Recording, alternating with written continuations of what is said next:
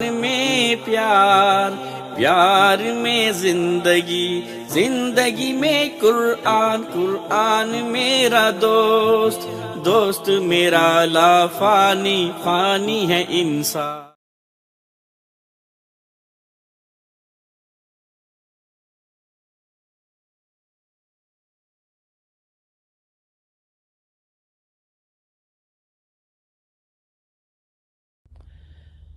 اللہ تعالیٰ سے محبت کرنے والے قرآن مجید سے کیسے محبت کرتے تھے؟ بنو قریظہ کے اموال اور دوسری فتوحات کے نتیجے میں جب مسلمانوں کی حالت کچھ بہتر ہو گئی تو آپ صلی اللہ علیہ وسلم کی ازواج نے بھی نان و نفقہ میں اضافے کا مطالبہ کیا، اور نبی صلی اللہ علیہ وسلم کسی صورت اپنی زہد و قناعت کی زندگی چھوڑنے کے لیے تیار نہ تھے۔ ازواج کے اسرار پر آپ کو بہت صدمہ تھا۔ آپ نے قسم کھا لی کہ میں 1 ماہ تک تمہارے پاس نہیں آؤں گا، اسے ایلا کہتے ہیں۔ پھر آپ پر یہ آیات نازل ہوئیں، اور حدیث میں کہ جب وہ 29 دن گزر گئے تو سب سے پہلے آپ سیدہ عائشہ کے پاس تشریف لائے۔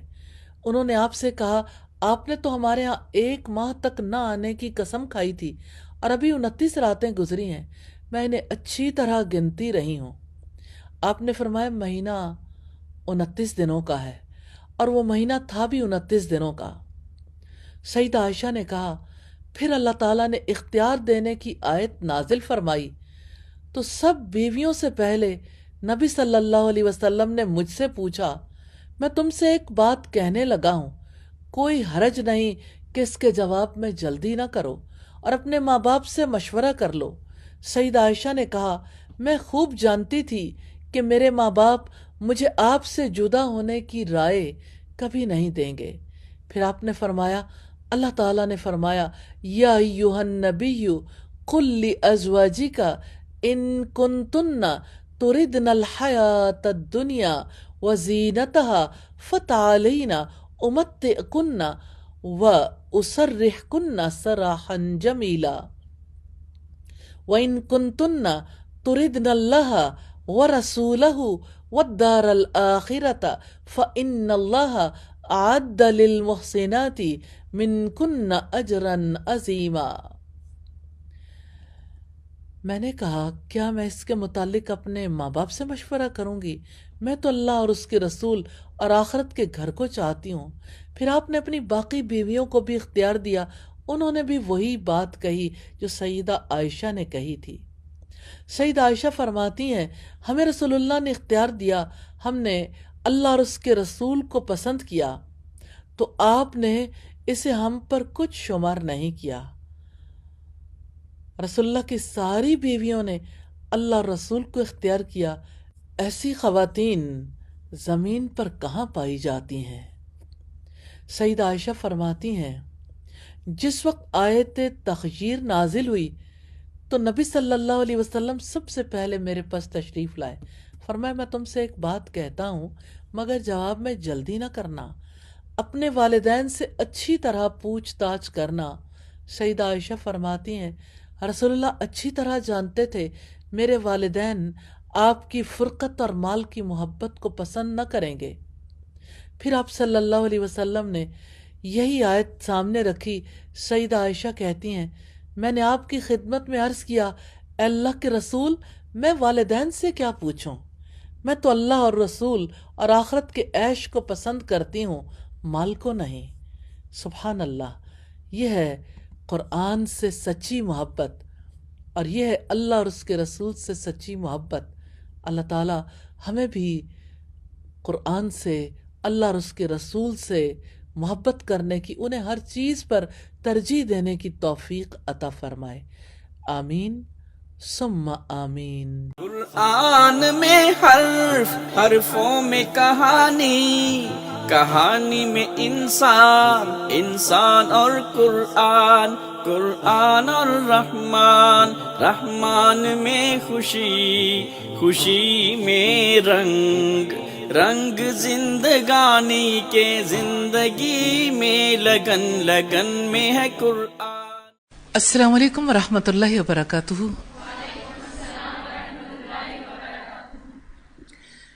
नहमदुहु व नुसल्ली अला रसूलिहिल करीम, अम्मा बाद, फ़ाऊज़ु बिल्लाहि मिनश शैतानिर रजीम, बिस्मिल्लाहिर रहमानिर रहीम, रब्बि इश्रह ली सदरी व यस्सिर ली अमरी वहलुल उक़दतम मिन लिसानी यफ़क़हू क़ौली। अल्लाह के पाक नाम से सूरा आल इमरान के तीसरे रुकू का आगाज करते हैं। पारे का ये 11वां रुकू है। लफ्जी तर्जमा देखेंगे। इन्नल्लज़ीना, इन्ना बेशक, अल्लज़ीना जो लोग, यकफुरूना इनकार करते हैं, बि आयातिल्लाही अल्लाह ताला की आयात का, व यक़्तुलूना और वो कत्ल करते हैं, अन्नबिय्यीना पैगंबरों को, बिगैरि हक ना हक, व यक़्तुलूना और वो कत्ल करते हैं, अल्लज़ीना उन लोगों को जो, यअमुरूना हुक्म देते हैं, बिलकिस्ति इंसाफ का, मिनन्नासी लोगों में से, फबश्शिरहुम तो आप बशारत दे दो उन्हें, बिअज़ाबिन अजाब की, अलीम दर्दनाक, उलाई का यही लोग हैं, अल्लज़ीना वो जो, हबितत जाया हो गए, आमालुहुम जिनके आमाल, फिद दुनिया दुनिया में, वल आखिरा और आखिरत में, वमा और नहीं, लहुम उनके लिए, मिन नासिरीन कोई मददगार। अलम क्या नहीं, तरा आपने देखा, इला तरफ, अल्लज़ीना उन लोगों के जो, ऊतू दिए गए, नसीबन एक हिस्सा, मिनल किताबी किताब में से, युदआउना वो बुलाए जाते हैं, इला तरफ किताबिल्लाही अल्लाह ताला की किताब के, लियहकुमा ताकि वो फैसला करे, बैनहुम दरमियान उनके, सुम्मा फिर, यतवल्ला वो बेरुखी करता है, फरीकुन एक ग्रोह, मिनहुम उनमें से, वहम और इस हाल में कि वो, मोरिजून मुंह मोड़ने वाले हैं, जालिका ये, बिअन्नहुम इस वजह से है कि यकीनन वो, कालू उन्होंने कहा, लन हरगिज नहीं, तमस्सना छुएगी हमें, अन्नारू आग, इल्ला सिवाय, अय्यामन दिनों के, मादूदात गिनती के चंद, वगर्रहुम और धोखे में डाला उन्हें, फी दीनिहिम उनके दीन में, माँ उस चीज ने, कानू थे वो, यफ्तरून घड़ा करते, फकैफा तो क्या हाल होगा, इजा जब, जमानाहुम जमा करेंगे हम उन्हें, लियौमिन उस दिन के लिए, ला रईबा नहीं कोई शक, फीही जिसमें, ववुफियत और पूरा दिया जाएगा, कुल्लू नफ्सिन हर जान को, माँ जो, कसबत उसने कमाया, वहम और उन पर, ला युज़लमून नहीं वो जुल्म किए जाएंगे।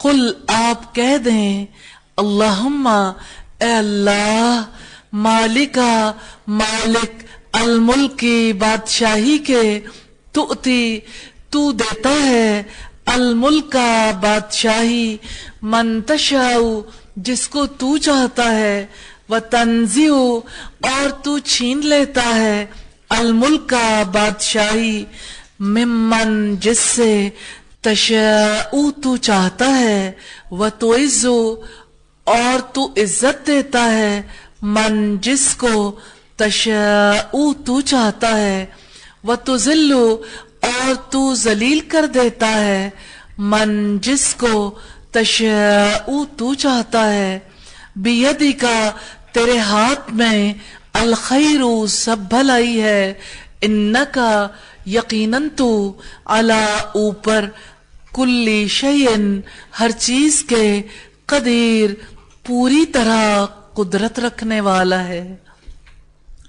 تولجو تو داخل کرتا ہے، اللیلہ رات کو، فی النہار دن میں، و تولجو اور تو داخل کرتا ہے، النہارا دن کو، فی اللیل رات میں، و تخرجو اور تو نکالتا ہے، الحی زندہ کو، من المیت مردہ سے، و تخرجو اور تو نکالتا ہے، المیتہ مردہ کو، من الحی زندہ سے، و ترزق اور تو رزق دیتا ہے، من جسے تشاء تو چاہتا ہے، بغیر حساب بے حساب، لا یتخذ نہ بنائے، المؤمنون ایمان والے، الکافرین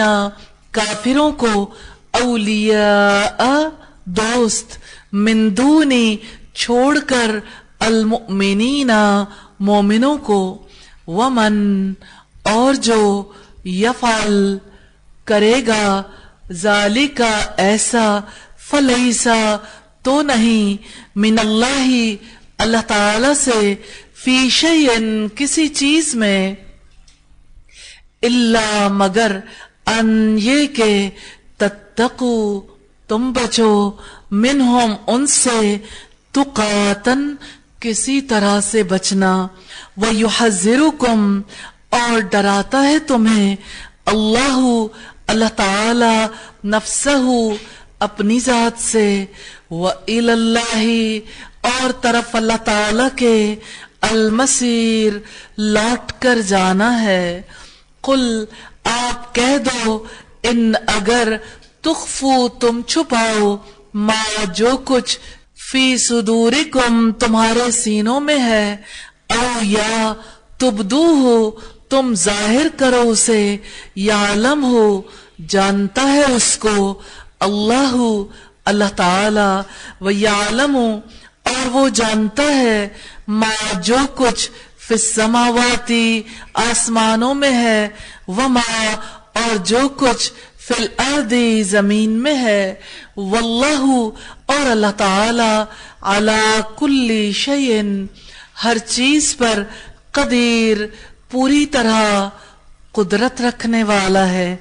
یوم جس دن، تجدو پائے گا، کلو نفس ہر نفس، ما جو کچھ، عملت اس نے کیا، من خیر نیکی میں سے، محضرا موجود، وما اور جو، عملت اس نے کیا، من سوء برائی میں سے، تودو وہ تمنا کرے گا، لو کاش، انا یقیناً، بینہا اس کی برائیوں کے درمیان، و بینہ اور اس کے درمیان، امدن فاصلہ ہوتا، بعیدہ دور کا، وَيُحَذِّرُكُمْ اور ڈرا رہا ہے تمہیں، اللہ اللہ تعالی، نفسہ اپنی ذات سے، واللہ اور اللہ تعالی، رؤوف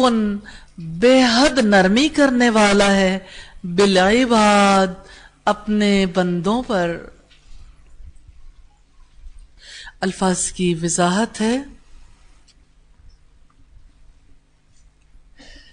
حبیتت ضائع ہو گئے، ہا با تو اس کا روٹ ہے، حبت عمل، عمل کا ضائع ہو جانا۔ عربی زبان میں ایسا جانور جس نے زہریلی گھاس کھا لی ہو اور گھاس کھانے کے بعد وہ پھول گیا ہو، دیکھنے والوں کو لگے کہ جانور خوب موٹا تازہ ہو گیا، لیکن زہر کے اثر سے 2-3 دن کے اندر اندر وہ جانور ختم ہو جاتا ہے۔ اسی طرح سے وہ عمل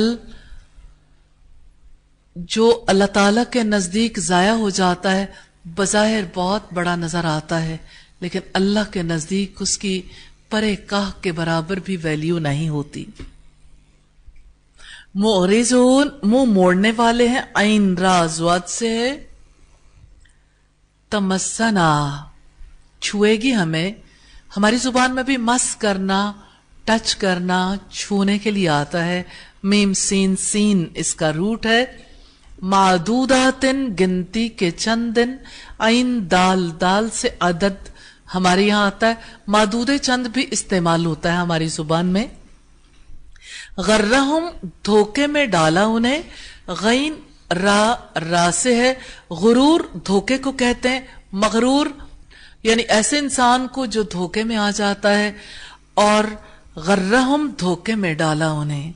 یفترون گھڑا کرتے تھے، افتراؤن سے ہے، اور وفیت پورا دیا جائے گا ہماری زبان میں وفا کرنا، اور اسی طرح سے یہ الفاظ جو ہیں وہ استعمال ہوتے ہیں۔ وفیت واو فا یا سے ہے۔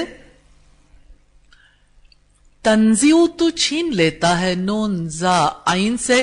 نزا کا عالم جب ہوتا ہے تو روح چھینی جا رہی ہوتی ہے۔ تنزیو تو چھین لیتا ہے۔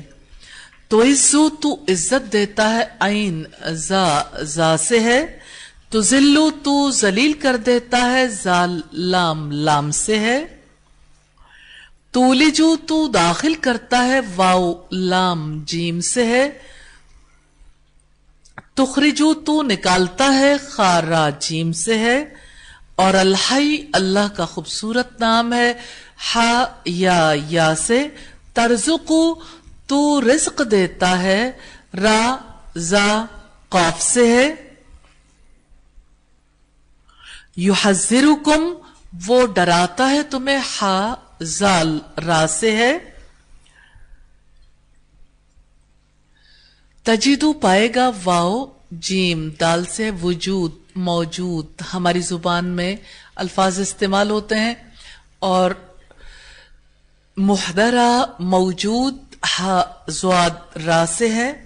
تودو وہ تمنا کرے گا، واو دال دال سے ہے۔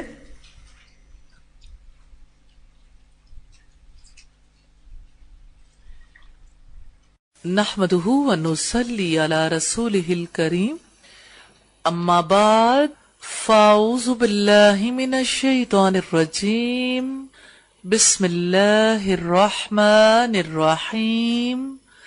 رب اشرح لی صدری ویسر لی امری واحلل عقدۃ من لسانی یفقہوا قولی۔ رکوع نمبر 12 ہے۔ آئیے ترجمہ دیکھتے ہیں۔ قل آپ کہہ دیں، ان اگر، کن تم ہو تم، تحبونا تم محبت کرتے ہو، اللہ اللہ تعالی سے، فاتبعونی تو تم میری پیروی کرو، یحببکم محبت کرے گا تم سے، اللہ اللہ تعالی، وَيَغْفِرْ لَكُمْ اور وہ معاف کر دے گا تمہارے لیے، ذنوبکم تمہارے گناہ، واللہ اور اللہ تعالی، غفور بے حد بخشنے والا، رحیم نہایت رحم والا ہے۔ قل آپ کہہ دیں، اطیعوا تم اطاعت کرو، اللہ اللہ تعالی کی، والرسول اور رسول کی، فَإِن پھر اگر، تولوا وہ منہ موڑ جائیں، فَإِنَّا تو یقیناً، اللہ اللہ تعالی، لا يحب نہیں پسند کرتا، الکافرین کافروں کو۔ इन्ना यकीनन अल्लाह अल्लाह ताला ने हस्तफा मुंतखब फरमाया आदमा आदम को व नूहन और नूह को व आला इब्राहीमा और आले इब्राहिम को व आला इमराना और आले इमरान को अलल आलमीन तमाम जहानों पर।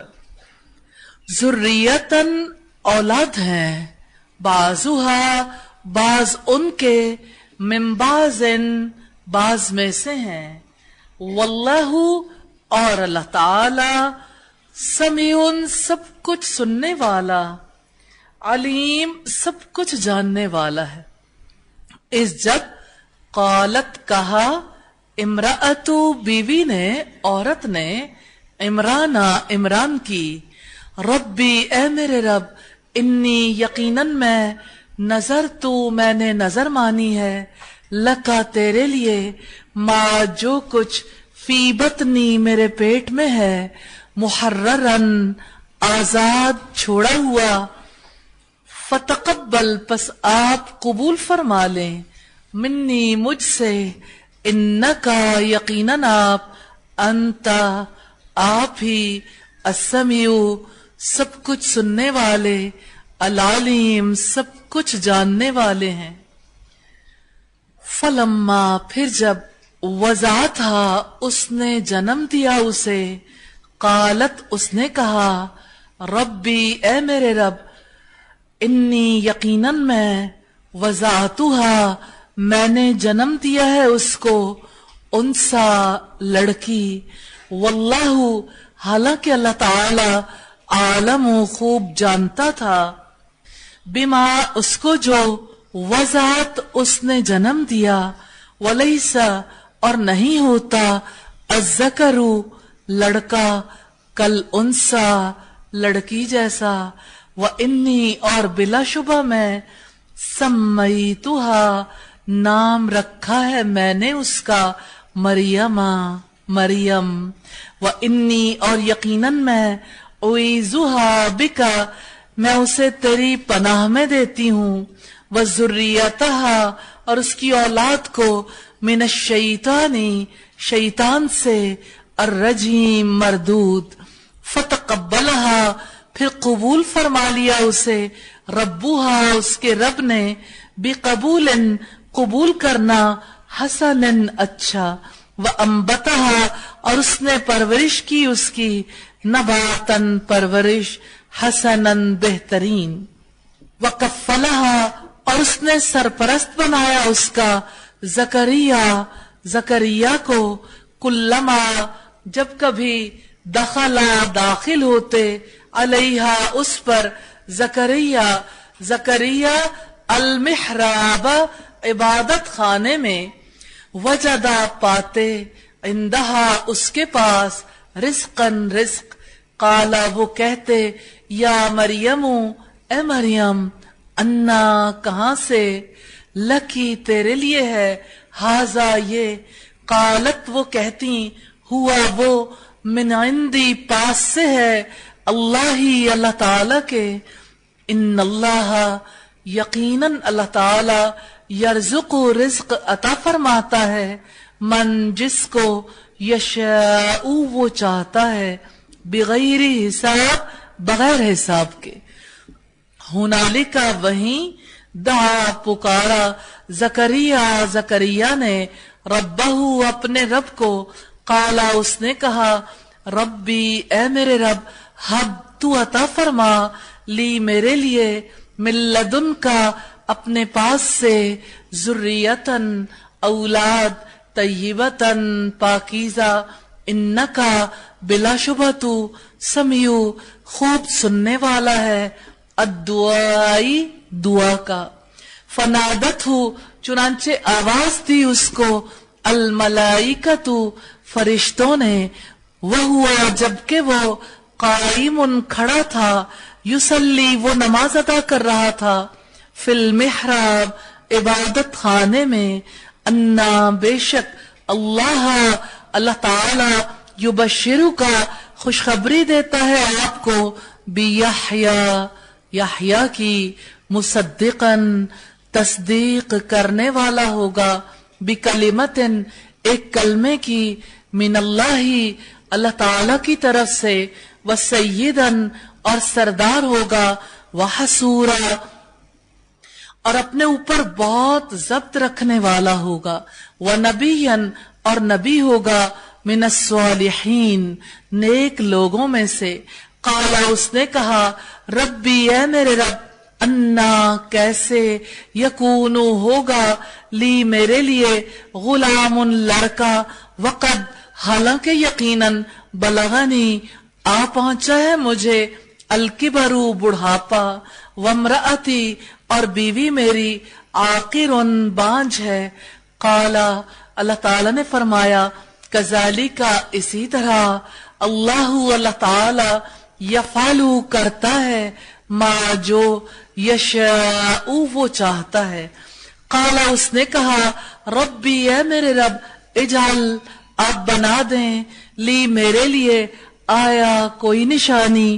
काला अल्लाह ताला ने फरमाया, आयतु का निशानी आपके लिए, अल्लाह ये के ना तुकल्लिमा आप बातें कर सकोगे, अन्नासा लोगों से, सलासता तीन, अय्यामिन दिन तक, इल्ला सिवाय, रमजन कुछ इशारों के, वस्कुर और आप याद करो, रब्बा का अपने रब को, कसीरन कसरत से, वसब्बिह और आप तस्बीह बयान करो, बिलाशी ये शाम को, वल इबकार और सुबह को। अल्हम्दुलिल्लाह। वजाहत देखेंगे अल्फाज की। फत्तबिऊनी तो तुम पैरवी करो मेरी, इत्तिबा आप पहले से जानते हैं, ताबाइन से, युहबिबकुम हा बा से है, और तुहिब्बूना तुम मोहब्बत करते हो, वो मोहब्बत करेगा तुमसे। इन्नल्लाह हस्तफा, हस्तफा में स्वाद फा या इसका रूट है, और इस्तिफाउन मस्दर से, और यहां जो तोय है ये किसी और चीज का इजहार कर रही है। नजर तो मैंने नजर मानी है, नून जाल रा से है, मुहर्ररन आजाद छोड़ा हुआ, हा रा रा से है। फतकब्बल पस आप कबूल फरमा लें, कौफ बा लाम से है। वजा था उसने जन्म दिया उसे, वाव ज़्वाद आइन से है। सम्मईतुहा नाम रखा है मैंने उसका। हमारे यहां इस्म बा मुसम्मा लफ्ज यूज होता है ना, सम्मईतु, तो ये सम्मईतु नाम रखा है मैंने उसका। अंबतहा उसने परवरिश की उसकी, नून बा ता से है। कफ़लहा उसने सरपरस्त बनाया उसका, काफा लाम से है।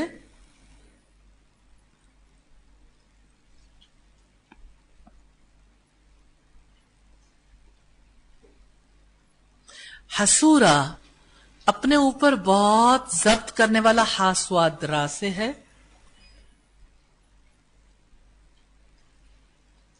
इबकार बा काफ रा से है। सुब्हानकल्लाहुम्मा व बिहम्दिका नशहदु अल्ला इलाहा इल्ला अंता नस्तगफिरुका व नतूबु इलैक। जिंदगी तुम्हारी है, जिंदगी उधारी है, जाने की तैयारी है, तैयारी ओ कुरान, कुरान और वक्त, वक्त है कुरान का। अस्सलामु अलैकुम व रहमतुल्लाहि व बरकातुहू। नहमदुहू व नुसल्ली अला रसूलिहिल करीम। अम्मा बाद, फ़ाऊज़ु बिल्लाहि मिनश शैतानिर रजीम। बिस्मिल्लाहिर रहमानिर रहीम।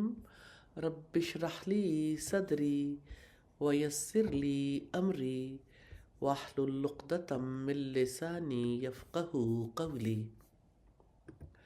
तीसरे पारे का रुकू नंबर 10 है। जिंदगी में अक्सर हम وہی چیز کرتے ہیں جو ہماری آنکھوں کے سامنے چمک رہا ہوتا ہے. لیکن یہ رکوع ہمیں ریمائنڈ کراتا ہے اصل ورتھ اس چیز کی ہے جو ہمیشہ باقی رہے. یہ رکوع انسان کو ایک بنیادی سوال کے سامنے لا کھڑا کرتا ہے. کیا میں ٹیمپریری اٹریکشنز کے لیے جی رہی ہوں یا پرماننٹ سکسیس کے لیے؟ آیت نمبر 10 ہے ان الذین کفروا لن تغنی عنہم اموالہم ولا اولادہم من اللہ شیئا واولئک ہم وقود النار.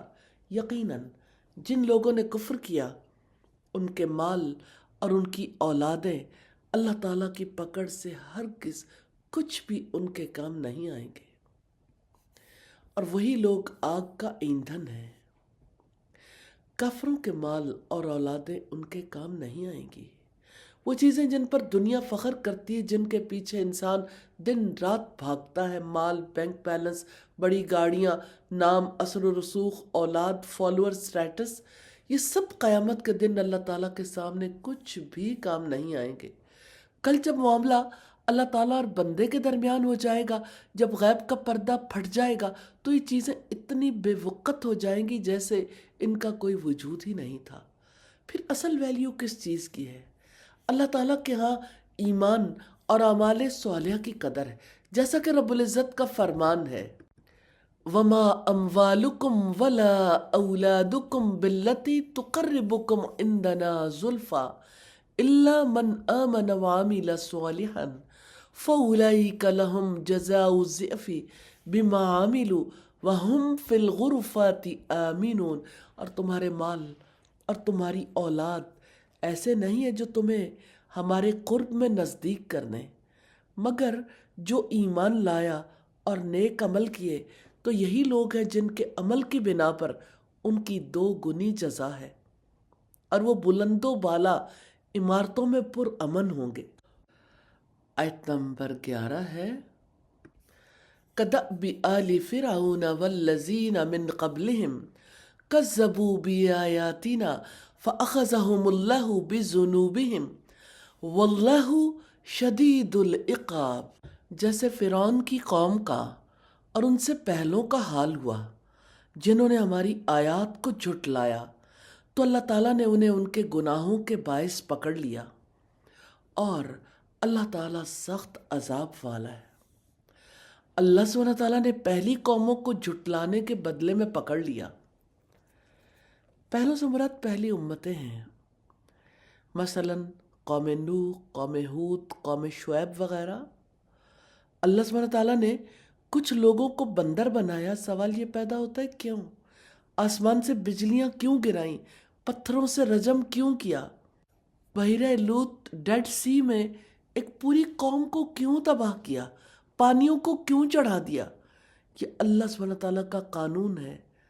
وہ کسی پر ظلم نہیں کرتا. اس نے کفر اور آیات کو جھٹلانے کے سبب ان کو پکڑ لیا. جب کفر معمول بن جائے، حق کا مذاق اڑایا جائے، نبیوں کو جھٹلایا جائے اور گناہ پر فخر کیا جائے، تو پھر اللہ تعالیٰ کی گرفت آتی ہے. یاد رکھیں اللہ کا قانون بدلتا نہیں.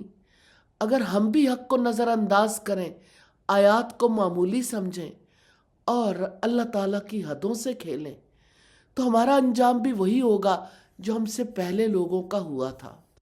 آیت نمبر 12 ہے قُلْ لِلَّذِينَ كَفَرُوا سَتُغْلَبُونَ وَتُحْشَرُونَ إِلَى جَهَنَّمَ وَبِئْسَ الْمِہَادُ. آپ ان لوگوں سے کہہ دو جنہوں نے کفر کیا، ان قریب تم مغلوب کیے جاؤ گے اور جہنم کی طرف اکٹھے کیے جاؤ گے، اور وہ بہت ہی برا ٹھکانہ ہے. آج طاقت کا نشہ ہے، میجورٹی کا غرور ہے، مال اور اولاد پر اعتماد ہے، مگر یہ سب عارضی ہے. ایک دن آئے گا جب کفار مغلوب ہو جائیں گے، ان کے مال اور اولادیں انہیں کوئی فائدہ نہیں دیں گی. فرعون اور اس کی قوم کی طرح ان کا انجام بھی ہلاکت ہی ہوگا. اللہ تعالیٰ فرماتے ہیں ان قریب تم لوگ مغلوب کیے جاؤ گے اور جہنم کی طرف اکٹھے کیے جاؤ گے. مغلوبیت کے ساتھ جہنم کی طرف اکٹھے کیے جانے کے الفاظ سے انسان سرکشی کی وجوہات پر غور و فکر کر کے سرکشی چھوڑنے کے لیے اندر سے مجبور ہو جاتا ہے، کیونکہ انسان یہ حس رکھتا ہے کہ وہ اپنے اندر سے سبق سیکھ سکے۔ آیت نمبر 13 ہے، قَدْ كَانَ لَكُمْ آیَةٌ فِي فِئَتَيْنِ الْتَقَتَا فِئَةٌ تُقَاتِلُ فِي سَبِيلِ اللَّهِ وَأُخْرَى كَافِرَةٌ يَرَوْنَهُمْ مِثْلَيْهِمْ رَأْيَ الْعَيْنِ وَاللَّهُ يُؤَيِّدُ بِنَصْرِهِ مَن يَشَاءُ إِنَّ فِي ذَلِكَ لَعِبْرَةً لِأُولِي الْأَبْصَارِ۔ یقیناً تمہارے لیے ان دو گروہوں میں ایک نشانی تھی جو ایک دوسرے کے مقابلے میں آئے۔ ایک گروہ اللہ تعالیٰ کی راہ میں لڑ رہا تھا اور دوسرا گروہ کافر تھا۔ وہ کھلی آنکھوں سے انہیں اپنے سے دو گنا دیکھتے تھے، اور اللہ تعالیٰ جس کو چاہتا ہے اپنی مدد سے قوت پہنچاتا ہے۔ بلا شبہ اس میں یقیناً اہل بصیرت کے لیے بڑی عبرت۔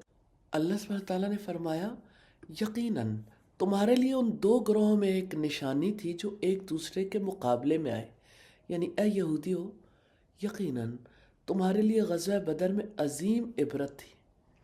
اللہ تعالیٰ نے واضح کر دیا ہے کہ وہ اپنے دین کو غالب کرے گا، اپنے کلمے کو سر بلند کرے گا اور اپنے رسول اور مومنوں کی مدد کرے گا۔ ایک گروہ اللہ تعالیٰ کی راہ میں کھڑا تھا اور دوسرا گروہ کافر تھا۔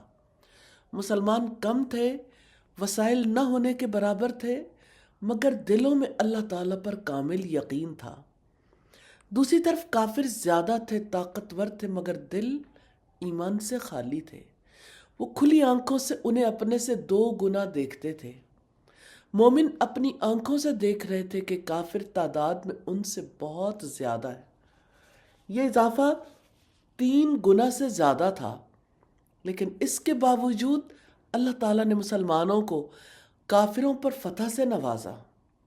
یہ اللہ تعالیٰ کی طرف سے مومنوں کی مدد تھی کہ وہ ظاہری طور پر کھلی آنکھوں سے کفار کو 2 گنا دیکھنے کے باوجود مشرکوں کی تعداد کو کم محسوس کر رہے تھے۔ اس وجہ سے بھی مسلمان حوصلے میں تھے۔ سیدنا ابن مسعود فرماتے ہیں کہ بدر والے دن مشرکوں کی تعداد ہمیں اس قدر کم معلوم ہوئی کہ میں نے اپنے پاس کے ایک شخص سے کہا کہ یہ لوگ تو کوئی 70 ہوں گے۔ اس نے کہا نہیں 100 ہوں گے۔ جب ان میں سے ایک شخص پکڑا گیا تو اس سے مسلمانوں کو یہ معلوم ہوا کہ مشرک ہم سے 2 گنا ہے۔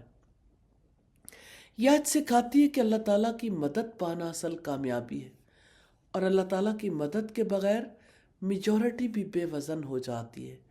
آیت نمبر 14 ہے، زُيِّنَ لِلنَّاسِ حُبُّ الشَّهَوَاتِ مِنَ النِّسَاءِ وَالْبَنِينَ وَالْقَنَاطِيرِ الْمُقَنطَرَةِ مِنَ الذَّهَبِ وَالْفِضَّةِ وَالْخَيْلِ الْمُسَوَّمَةِ وَالْأَنْعَامِ وَالْحَرْثِ ذَلِكَ مَتَاعُ الْحَيَاةِ الدُّنْيَا وَاللَّهُ عِندَهُ حُسْنُ الْمَآبِ۔ لوگوں کے لیے نفسانی خواہشات کی محبت خوش نما بنا دی گئی، جو عورتیں اور بیٹے اور سونا چاندی کے جمع کیے ہوئے خزانے اور نشان زدہ گھوڑے اور مویشی اور کھیتی ہیں، یہ سب دنیا کی زندگی کا سامان ہے، اور اللہ تعالیٰ کے پاس بہت اچھا ٹھکانہ ہے۔ اللہ سبحانہ تعالیٰ نے خواہشات کی محبت کو آزمائش کے لیے مرغوب بنا دیا ہے۔ اللہ سبحانہ تعالیٰ نے ان خواہشات کی محبت سے منع نہیں کیا۔ اسی سے تو دنیا کا کاروبار چلتا ہے۔ اگر سب کی خواہشات ختم ہو جائے، خریداری کیسے ہوگی؟ نظام کیسے چلے گا؟ فیکٹریاں بند ہو جائیں گی، بازار ویران ہو جائیں گے، کیونکہ کسی کے اندر خواہش ہی نہیں رہے گی۔ اللہ سبحانہ تعالیٰ نے ان خواہشات کو دنیا کے تسلسل کے لیے بھی بنایا اور آزمائش کے لیے بھی۔ یہ ایک امتحان ہے کہ انسان حد میں رہتا ہے یا حد سے نکل جاتا ہے۔ اصل سوال یہ نہیں کہ آپ کے پاس کیا ہے، اصل سوال یہ ہے کہ آپ کے دل پر کس کا قبضہ ہے، خواہشات کا یا اللہ تعالیٰ کی رضا کا۔ دنیا ہاتھ میں ہو تو نعمت ہے، دنیا دل میں ہو تو فتنہ بن جاتی ہے، اور اللہ تعالیٰ کے پاس بہت اچھا ٹھکانہ ہے۔ یہاں کی ہر خوبصورتی عارضی ہے، وہاں کی خوبصورتی ہمیشہ کے لیے ہے۔ یاد رکھیں جو دنیا کو آخرت کا ذریعہ بنا لے وہ کامیاب ہے، اور جو دنیا کو آخرت پر ترجیح دے دے وہ ہار جاتا ہے۔ آیت نمبر 15 ہے قُلْ أَوْنَبِّئُكُمْ بِخَيْرٍ مِّن ذَلِكُمْ لِلَّذِينَ اتَّقَوْا عِندَ رَبِّهِمْ جَنَّاتٌ تَجْرِي مِن تَحْتِهَا الْأَنْهَارُ خَالِدِينَ فِيهَا وَأَزْوَاجٌ مُّطَهَّرَةٌ وَرِضْوَانٌ مِّنَ اللَّهِ وَاللَّهُ بَصِيرٌ بِالْعِبَادِ۔ آپ کہہ دیں کیا میں تمہیں ان سب سے بہتر نہ بتاؤں؟ پرہیزگاروں کے لیے ان کے رب کے پاس جنتیں ہیں جن کے نیچے نہریں بہتی ہیں، اس میں وہ ہمیشہ رہنے والے ہیں، اور نہایت پاک صاف بیویاں ہیں، اور اللہ تعالیٰ کی رضامندی ہے، اور اللہ تعالیٰ بندوں کو خوب دیکھنے والا ہے۔ اللہ سبحانہ تعالیٰ نے بیان کیا کہ آخرت کی نعمتیں دنیا کی مرغوبات سے بہتر ہیں۔ وہاں باغات ہیں، خوبصورت محلات ہیں، پھلوں سے لدے ہوئے درخت ہیں، نہریں بہتی ہیں، پاک بیویاں ہیں، ہمیشہ کی زندگی ہے، اور سب سے بڑھ کر اللہ سبحانہ تعالیٰ کی رضا، جس سے بڑھ کر کوئی چیز نہیں۔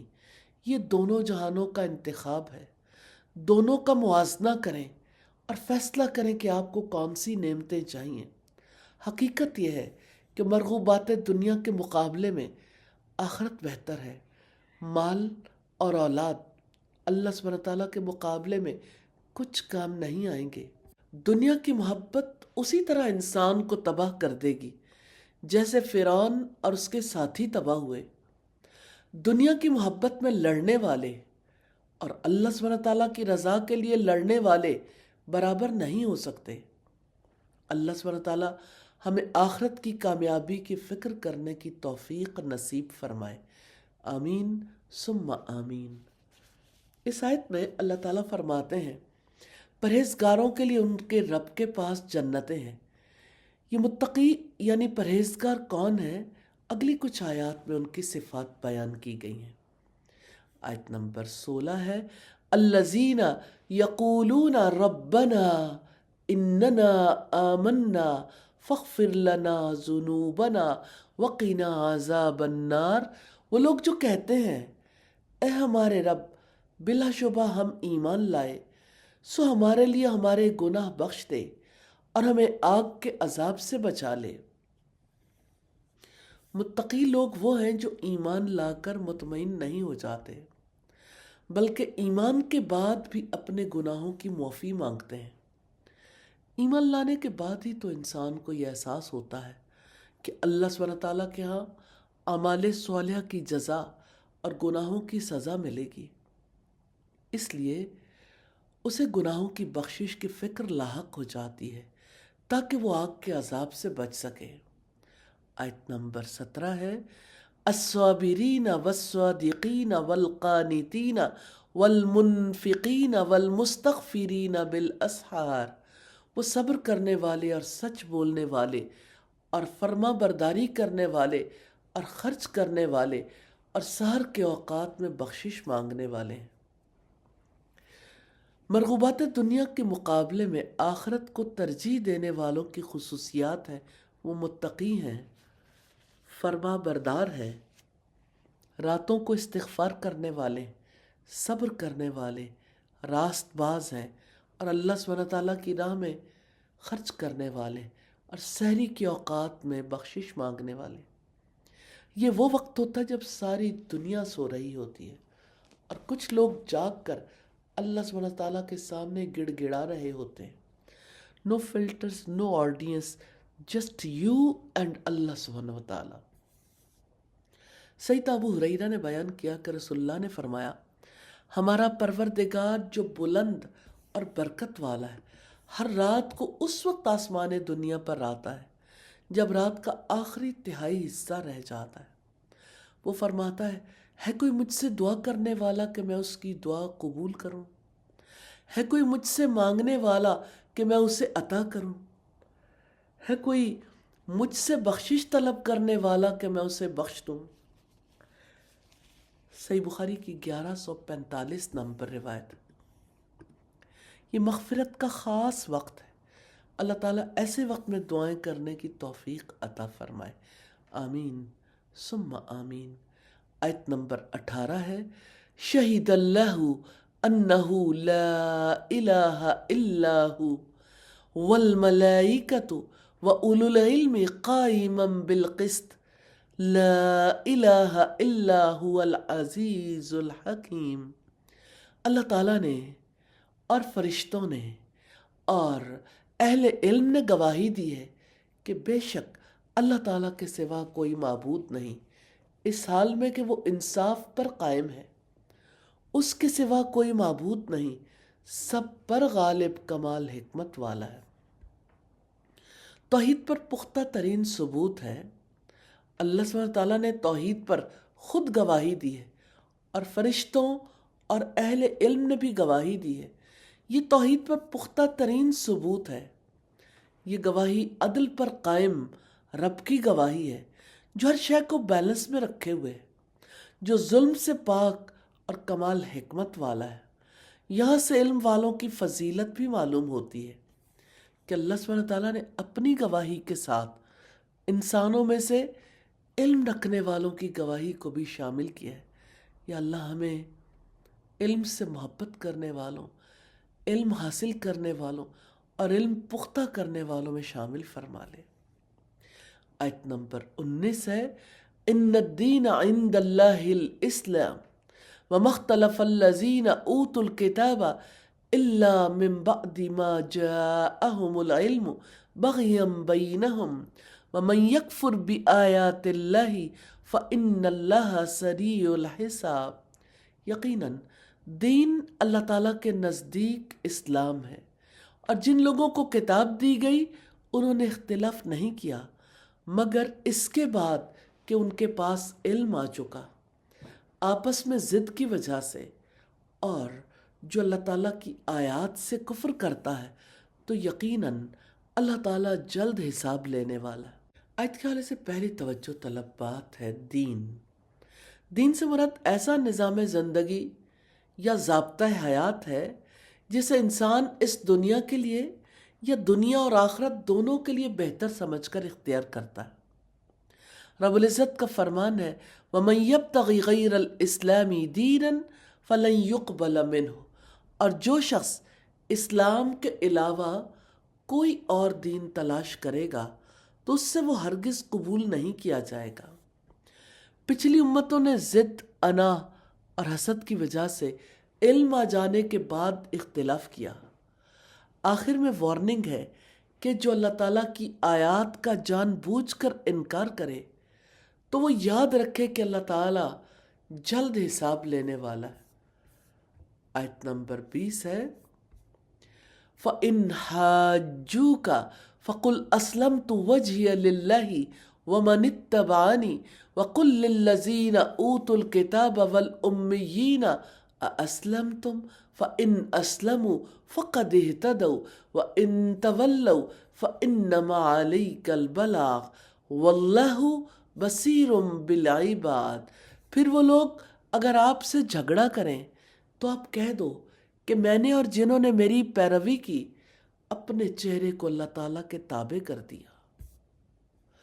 اور آپ ان لوگوں سے جو کتاب دیے گئے اور ان پڑھوں سے کہہ دیں، کیا تم تابع ہو گئے؟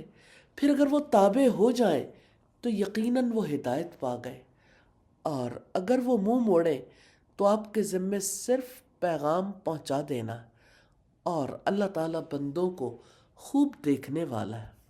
اللہ سبحانہ تعالیٰ نے یہاں فرمایا اگر وہ تابع ہو جائیں تو یقیناً ہدایت پا گئے۔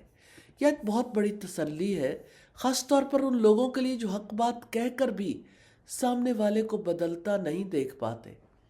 اللہ تعالیٰ اپنے نبی سے فرماتے ہیں، اگر لوگ آپ سے بحث کریں، جھگڑا کریں، دلائل کے بعد بھی ضد پر رہیں تو آپ بس یہ کہہ دیں، میں نے اپنا چہرہ، اپنی سمت، اپنی زندگی اللہ تعالیٰ کے سپرد کر دی ہے، اور میرے ساتھ چلنے والوں نے بھی، میں نے اور جنہوں نے میری پیروی کی اپنے چہرے کو اللہ تعالیٰ کے تابع کر دیا۔ یہاں چہرہ صرف چہرہ نہیں، یہ ڈائریکشن آف لائف ہے، یہ اعلان ہے کہ میرا فیصلہ کلیئر ہے، میری لائلٹی کلیئر ہے۔ پھر نبی کریم سے کہا گیا اہل کتاب سے بھی پوچھ لو، اور ان لوگوں سے بھی جو کتاب کے علم کے بغیر ہیں، کیا تم نے بھی خود کو اللہ کے حوالے کر دیا؟ اگر وہ مان جائیں تو واقعی ہدایت پا گئے، اور اگر وہ منہ موڑ لیں تو یاد رکھو آپ کے ذمے صرف پہنچا دینا ہے، بدل دینا آپ کی نہ طاقت ہے نہ ذمہ داری۔ Your job is to deliver the truth, not to force acceptance۔ اگر کوئی دین سے پھرے تو نبی کا کام صرف پہنچا دینا ہے۔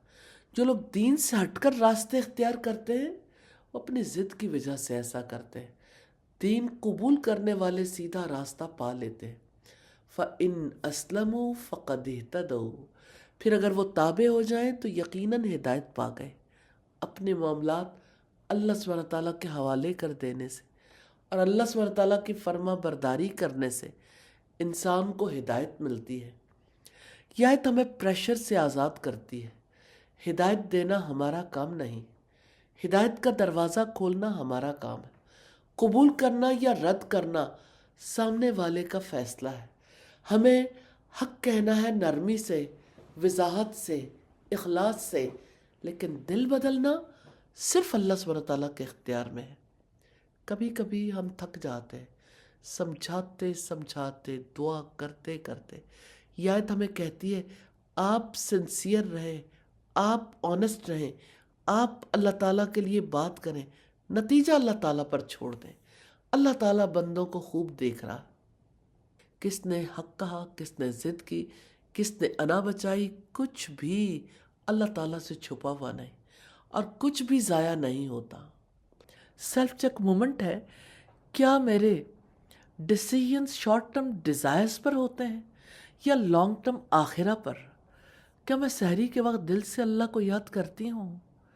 کیا میری دعائیں آخرت کی تھاٹ سے بھری ہوتی ہیں؟ کیا میں ٹروتھ کے ساتھ کھڑے ہونے کی ہمت رکھتی ہوں؟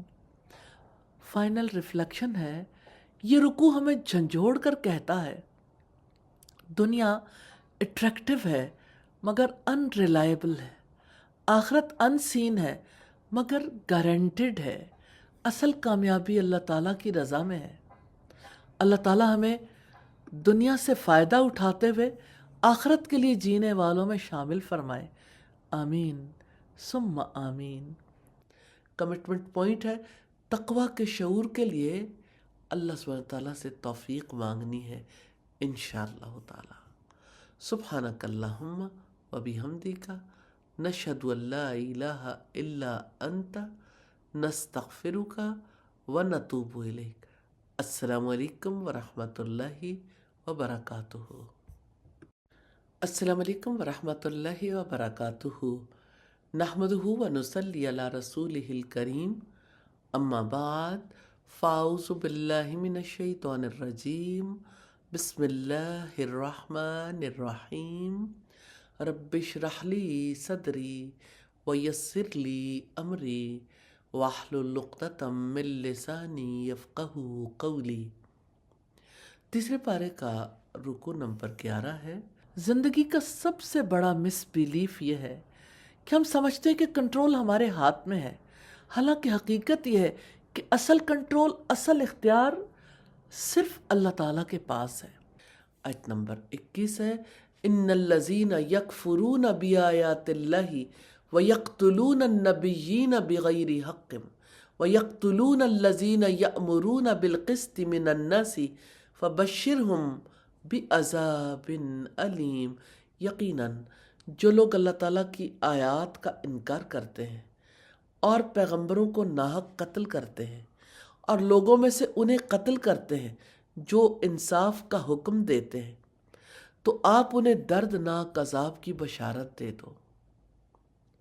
دردناک عذاب کی چارج شیٹ ہے، یقیناً جو لوگ اللہ تعالیٰ کی آیات کا انکار کرتے ہیں۔ سوال یہ پیدا ہوتا ہے اللہ کی آیات کا انکار کرنے سے کیا مراد ہے؟ اس سے مراد ہے اللہ سبحانہ تعالیٰ کی کتاب پڑھنا لیکن اس پر عمل نہ کرنا، اور پیغمبروں کو ناحق قتل کرتے ہیں اور لوگوں میں سے انہیں قتل کرتے ہیں جو انصاف کا حکم دیتے ہیں۔ سیدنا ابو عبیدہ ابن الجراح فرماتے ہیں، میں نے رسول اللہ سے عرض کیا قیامت کے دن کس شخص کی سزا سب سے زیادہ سخت ہوگی؟ آپ نے فرمایا اس کی سزا سب سے سخت ہوگی جس نے کسی نبی کو یا امر بالمعروف اور نہی عن المنکر کرنے والے شخص کو قتل کیا ہوگا۔ پھر رسول اللہ نے یہ آیت تلاوت فرمائی اور فرمایا عبیدہ بنی اسرائیل نے نئے دن کے اول حصے میں اچانک حملہ کر کے 43 انبیاء کو بیک وقت قتل کر دیا تھا۔ پھر بنی اسرائیل میں سے 112 عابد و زاہد میدان میں آ گئے اور انہوں نے ان قاتلوں کو امر بالمعروف اور نہی عن المنکر کی تبلیغ شروع کر دی۔ شام ہوتے ہوتے یہ تمام لوگ موت کے گھاٹ اتار دیے گئے۔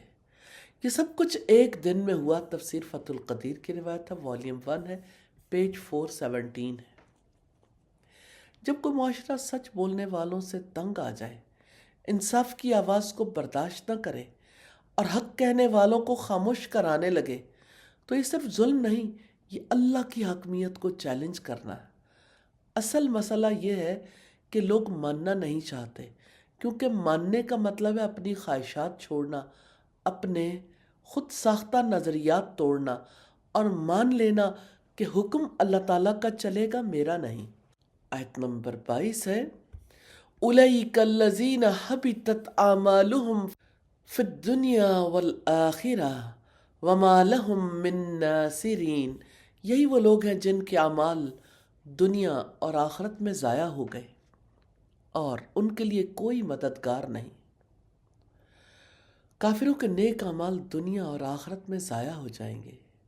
جو لوگ اللہ کی آیات کا انکار کریں، حق کو جان کر رد کر دیں اور اپنے نفس یا نظریات کو اللہ تعالیٰ پر ترجیح دیں، ان کے کام چاہے بظاہر کتنے ہی بڑے کیوں نہ ہوں، اللہ سبحانہ تعالیٰ کے ہاں وزن نہیں رکھتے۔ اعمال کے ضائع ہو جانے سے مراد دنیا میں ان کا قبول نہ ہونا اور آخرت میں ان پر جزا کا نہ ملنا ہے۔ آیت نمبر 23 ہے أَلَمْ تَرَ إِلَى الَّذِينَ أُوتُوا نَصِيبًا مِّنَ الْكِتَابِ يُدْعَوْنَ إِلَى كِتَابِ اللَّهِ لِيَحْكُمَ بَيْنَهُمْ ثُمَّ يَتَوَلَّى فَرِيقٌ مِّنْهُمْ وَهُمْ مُعْرِضُونَ۔ کیا آپ نے ان لوگوں کو نہیں دیکھا جنہیں کتاب کا ایک حصہ دیا گیا تھا؟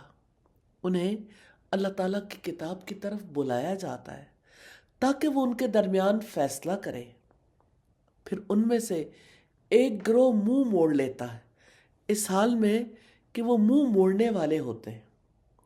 یہودی تورات اور انجیل کے حکم پر عمل کرنے کی دعوت سے پہلو بچا کر نکل جاتے ہیں۔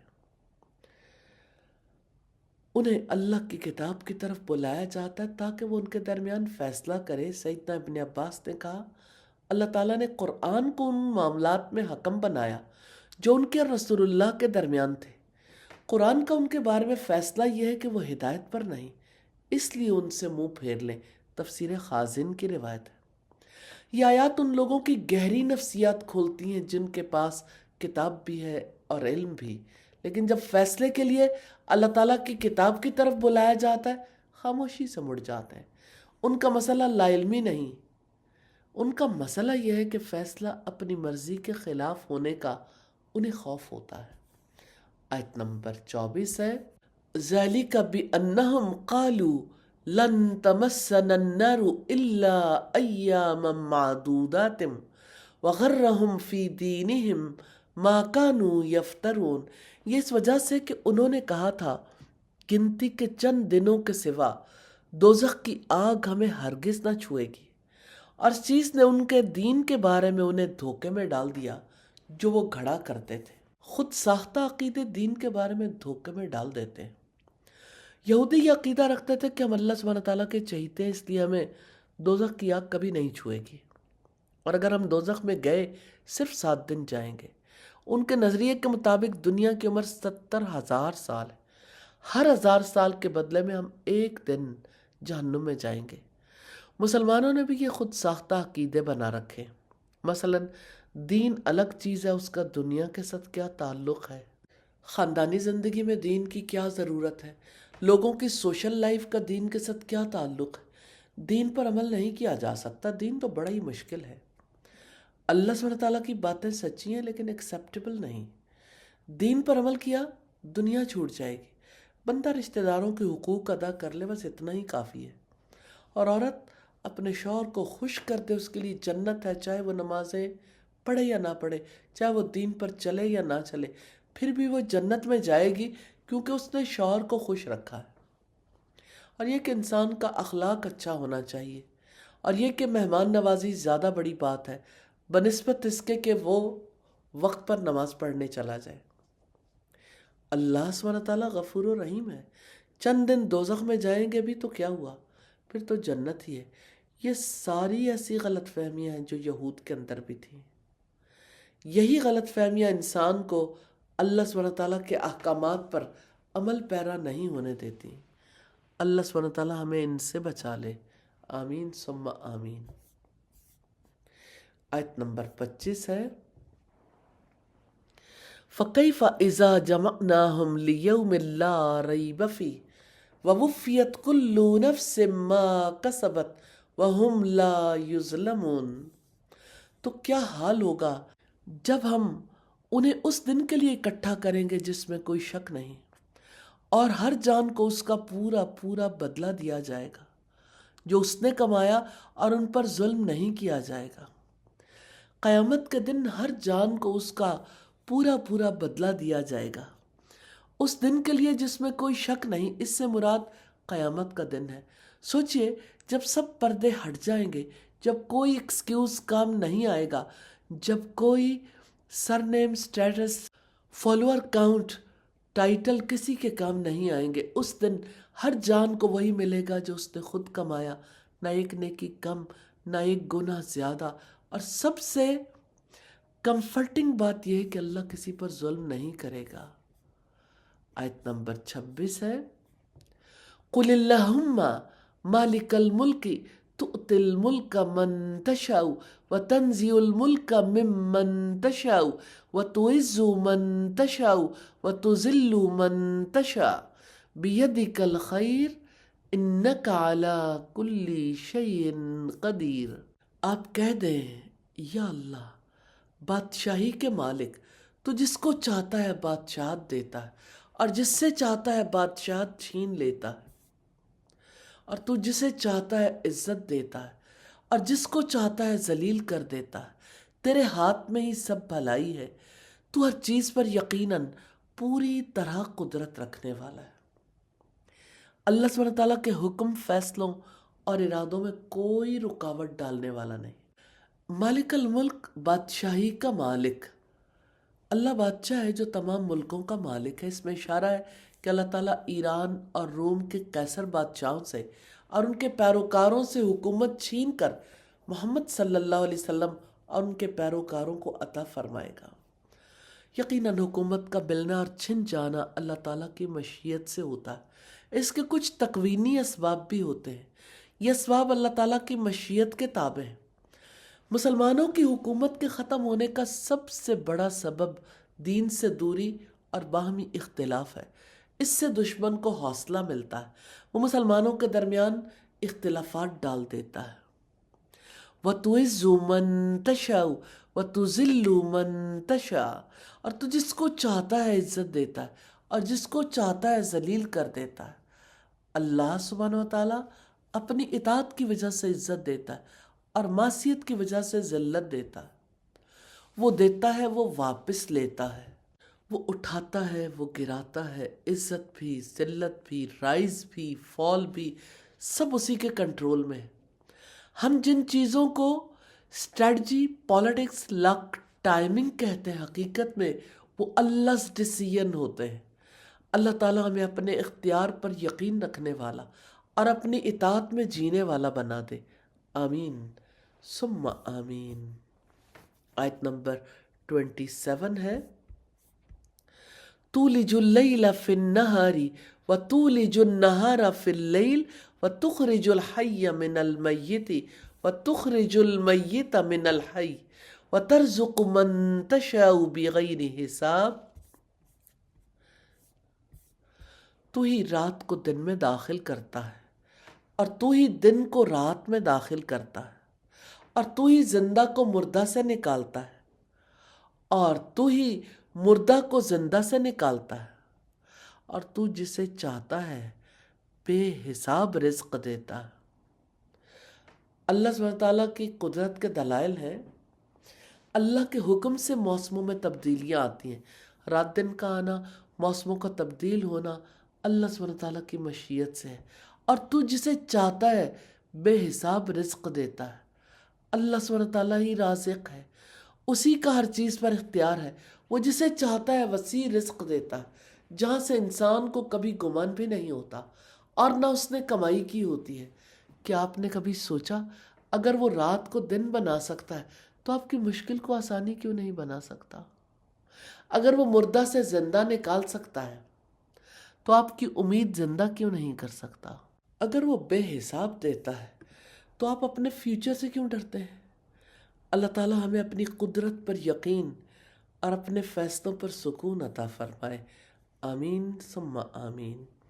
آیت نمبر 28 ہے، لا يتخذ المؤمنون الكافرین اولیاء من دون المؤمنین ومن يفعل ذلك فلیس من اللہ فی شیء الا ان تتقوا منهم تقى وَيُحَذِّرُكُمُ اللَّهُ نَفْسَهُ وَإِلَى اللَّهِ الْمَصِيرُ۔ ایمان والے مومنوں کو چھوڑ کر کافروں کو دوست نہ بنائیں، اور جو ایسا کرے گا تو اللہ تعالیٰ کی طرف سے کسی چیز میں نہیں مگر یہ کہ تم ان سے بچو، کسی طرح سے بچنا، اور اللہ تعالیٰ تمہیں اپنی ذات سے ڈراتا ہے، اور اللہ تعالیٰ ہی کی طرف لوٹ کر جانا۔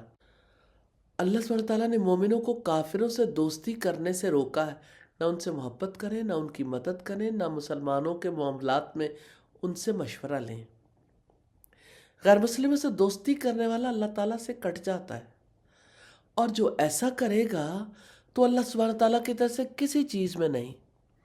غیر مسلموں سے دوستی کرنے والا اللہ تعالیٰ کے نزدیک کچھ نہیں، وہ اللہ سبحانہ تعالیٰ سے کٹ گیا، اس کا اللہ تعالیٰ کے دین میں کوئی حصہ نہیں مگر یہ کہ تم ان سے بچو، کسی طرح سے بچنا۔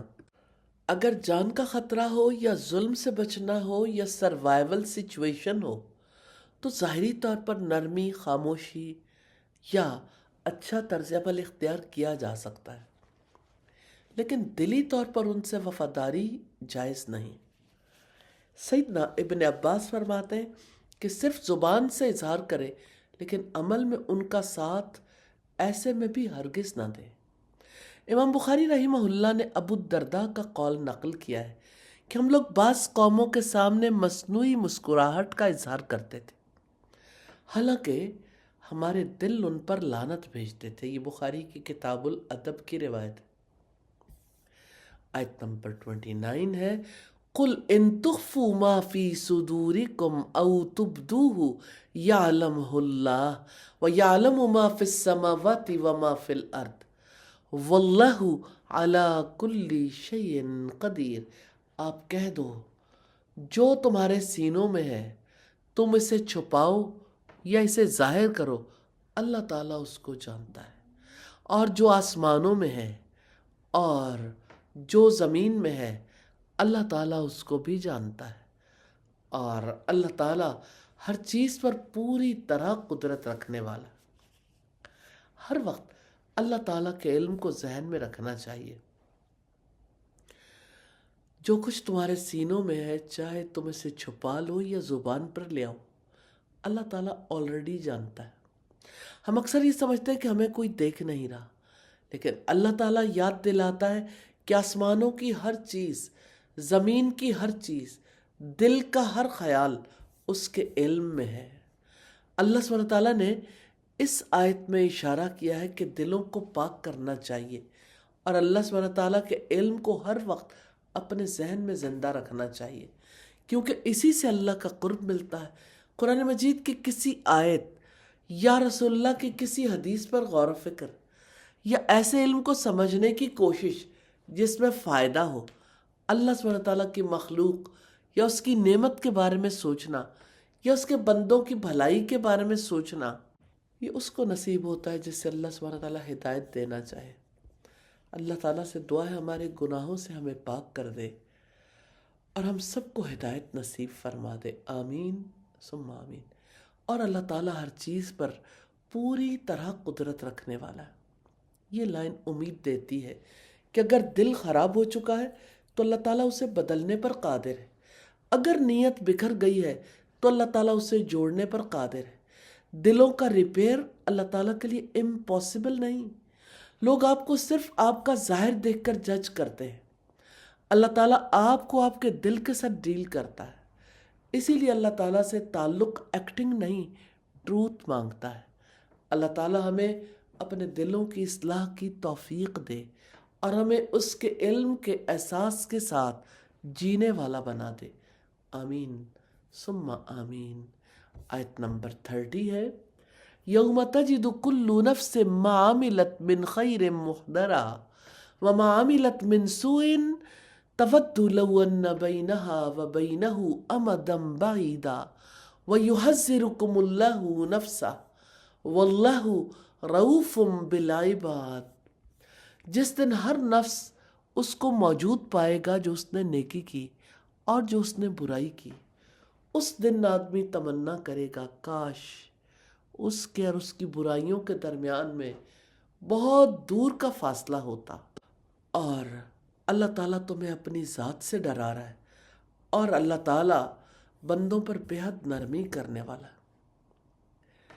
حشر کے دن اعمال کے سرمایے کے سامنے انسان کی تمنا کیا ہوگی؟ ایک دن ایسا آئے گا جب امتحان کا پردہ ہٹ جائے گا اور انسان اپنے اعمال کے سامنے کھڑا ہوگا۔ نیکیاں محفوظ ہوں گی، ان میں ذرہ برابر کمی نہیں آئے گی، برائیاں بھی محفوظ ہوں گی اور وہی اس کے حساب کا ذریعہ بنیں گی۔ وہ دن کیسا ہوگا جب زندگی کی فائل کلوز ہو جائے گی اور رزلٹ سامنے رکھ دیا جائے گا، نہ ڈیلیٹ کا آپشن، نہ ایڈٹ کی اجازت۔ اس دن انسان کی ایک ہی خواہش ہوگی، کاش میری برائی اور میرے درمیان بہت لمبا فاصلہ ہوتا، کاش یہ مجھ سے اتنی دور ہوتی نظر ہی نہ آتی۔ لیکن اس دن برائیاں سامنے ہوں گی کیونکہ دنیا میں انہیں سامنے رکھا گیا تھا۔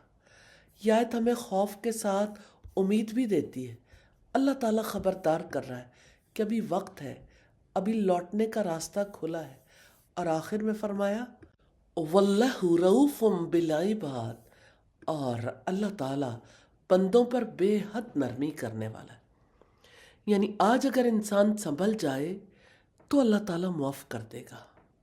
یہ آیت ہمیں سکھاتی ہے کہ زندگی رینڈم نہیں ہے، ہر تھاٹ، ہر چوائس، ہر ایکشن محفوظ ہو رہا ہے۔ آج جو اگنور کر رہے ہیں کل وہ سامنے ہوگا، اس لیے اپنی نیکی کو لائٹ مت سمجھیں اور برائی کو کیجول مت لیں۔ Nothing disappears. It just waits for the day it appears. So choose what you want to see again.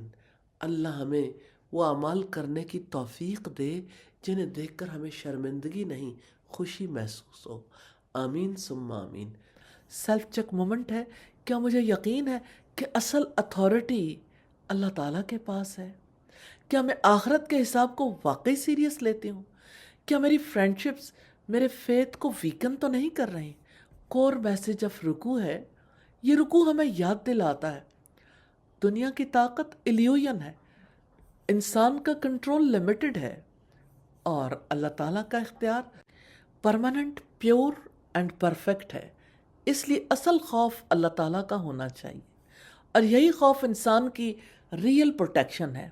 اللہ تعالیٰ ہمیں ایسا دل عطا فرمائے جو اس کی پاور سے نہ صرف ڈرے بلکہ اس پر فل ٹرسٹ رکھے، آمین ثم آمین۔ کمٹمنٹ پوائنٹس ہے، اپنے دل کو اللہ تعالیٰ کے لیے خالص کرنا ہے۔ جو اللہ تعالیٰ کے دین اور اس کے طریقوں کے خلاف ہیں ان سے دلی دوستیاں ختم کرنی ہیں۔ اپنے معاشرے کا جائزہ لینا کہ کون سے خود ساختہ عقیدوں نے غلط فہمیوں میں ڈال رکھا ہے، انشاءاللہ تعالیٰ۔ سبحانک اللہم و بحمدک نشہد ان لا الہ الا انت نستغفرک و نتوب الیک۔ السلام علیکم ورحمۃ اللہ وبرکاتہ۔ السلام علیکم ورحمۃ اللہ وبرکاتہ۔ کیا حال ہے آپ لوگوں کے؟ الحمدللہ رب العالمین، نحمدہ ونصلی علی رسولہ الکریم، اما بعد فاعوذ باللہ من الشیطان الرجیم بسم اللہ الرحمن الرحیم رب اشرح لی صدری ویسر لی امری واحلل عقدۃ من لسانی یفقہوا قولی۔ رب العزت کا ارشاد ہے وَإِذَا سَمِعُوا مَا أُنزِلَ إِلَى الرَّسُولِ، اور جب وہ سنتے ہیں جو رسول کی طرف نازل کیا گیا، جانتے ہیں اس میں کیا بات ہے؟ وہ علم جو آسمان سے اترا، جو رسول پر نازل ہوا، جو سب انسانوں کے لیے ہے، اس علم میں ایسا کیا ہے جس کی وجہ سے لوگ سنتے ہیں؟ سننے کے اثرات مرتب ہوتے ہیں۔ وَإِذَا سَمِعُوا، اور جب وہ سنتے ہیں تو یاد رکھیے گا آپ جتنا جی چاہے پڑھ لیں، جب تک سنیں گے نہیں اثرات مرتب نہیں ہوں گے۔ سننا ناگزیر ہے، اور اس کے ثبوت کے لیے آیت کا اگلا حصہ ہے سننے والے نے سنا، اس کی ذات پر اس کا کیا اثر ہوا آپ بھی دیکھ سکتے ہیں، اور رب العزت نے دکھایا ہے ترى اعینہم تفیض من الدمع، تو آپ دیکھتے ہیں کہ ان کی آنکھیں آنسوؤں سے بہہ رہی ہوتی ہیں۔ کانوں نے سنا، سنتے ہی آنکھوں نے آنسو بہا دیے۔ ایسا کیسے ممکن ہو گیا؟ آنکھیں کیسے آنسو بہاتی ہیں؟ کیا آنکھ کا آنسو بہانا ناگزیر ہے؟ آنکھ جب آنسو بہاتی ہے تو انسان پر کیا اثرات مرتب ہوتے ہیں؟ کیوں آنکھیں آنسو بہاتی ہیں؟ اسباب دنیا میں بہت سے ہیں۔ کوئی اپنی ذات کے ہونے نہ ہونے کے دکھ میں ہے، کسی نے مجھے فلاں کیوں کہہ دیا،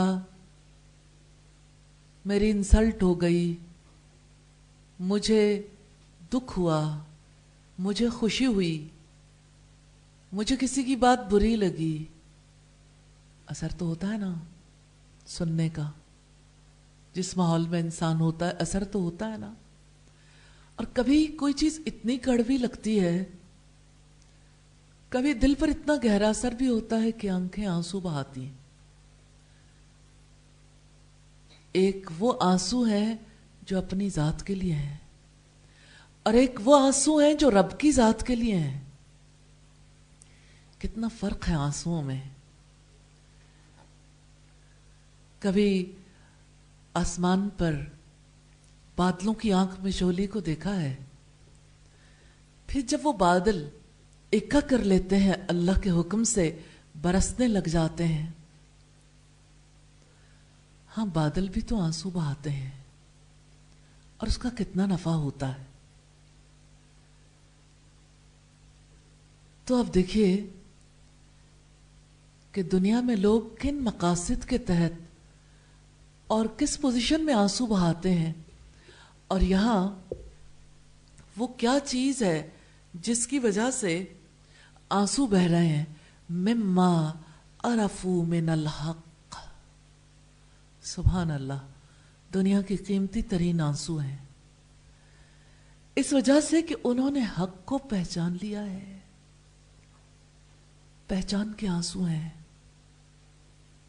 معرفت کے آنسو ہیں، تعلق کے آنسو ہیں، پتہ لگ گیا ہے وہ کتنا عظیم ہے، یہ اس کا کلام ہے۔ کبھی آپ نے اپنے رب کو پہچان کر آنسو بہائے ہیں؟ نجاشی کو ضرور یاد کیجیے گا، جس نے آنسو بہائے تھے، حالانکہ وہ ابھی مسلمان نہیں تھا، لیکن اس کی زندگی کا قیمتی ترین وقت تھا. آپ کی زندگی میں بھی قیمتی لمحے آئے ہوں گے، ہو سکتا ہے کہ وہ قیمتی ہوں اور ہو سکتا ہے کہ وہ قیمتی نہ ہوں. قیمتی لمحے وہ ہوتے ہیں جو انسان کی قیمت کو مقرر کرتے ہیں. سوچنے کا انداز کتنا مختلف ہے نا. کوئی اپنے اس لمحے کو قیمتی سمجھتا ہے جس میں اسے اس کی مطلوبہ چیز مل جائے. مثال کے طور پر کوئی ڈگری، محبت، کھوئی ہوئی کوئی چیز.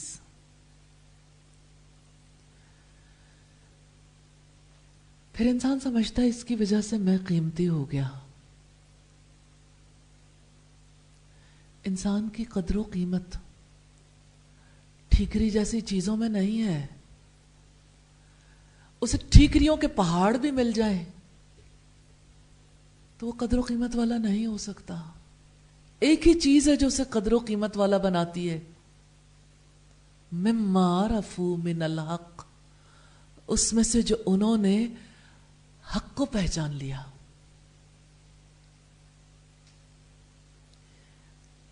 آپ کی زندگی میں کوئی قیمتی لمحہ آیا جب آپ نے اپنے رب کو پہچانا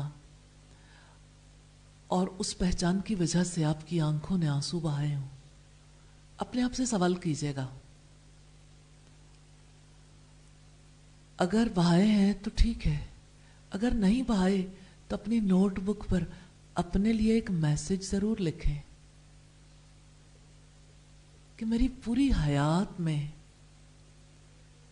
ایک لمحہ بھی ایسا نہیں آیا جس نے مجھے قدر و قیمت والا بنا دیا ہو. تو ہم تو تب قیمتی بنیں گے جب اس سب سے قیمتی ذات کے ساتھ تعلق جوڑیں گے، جب اس کو پہچانیں گے. تو اس کی پہچان اس کو جاننے سے آتی ہے نا، غور و فکر سے پہچان ملتی ہے. اور اب دیکھیں نجاشی نے کس چیز پر غور و فکر کیا؟ جو اس نے سنا. اور سنا کس چیز کو تھا؟ سورہ مریم کو، اللہ کے کلام کو. تو اللہ کا کلام اللہ تعالیٰ کی پہچان دے سکتا ہے، لیکن اسے جسے اپنے رب کی تلاش ہو. نکلے تو اسی کی تلاش میں ہے.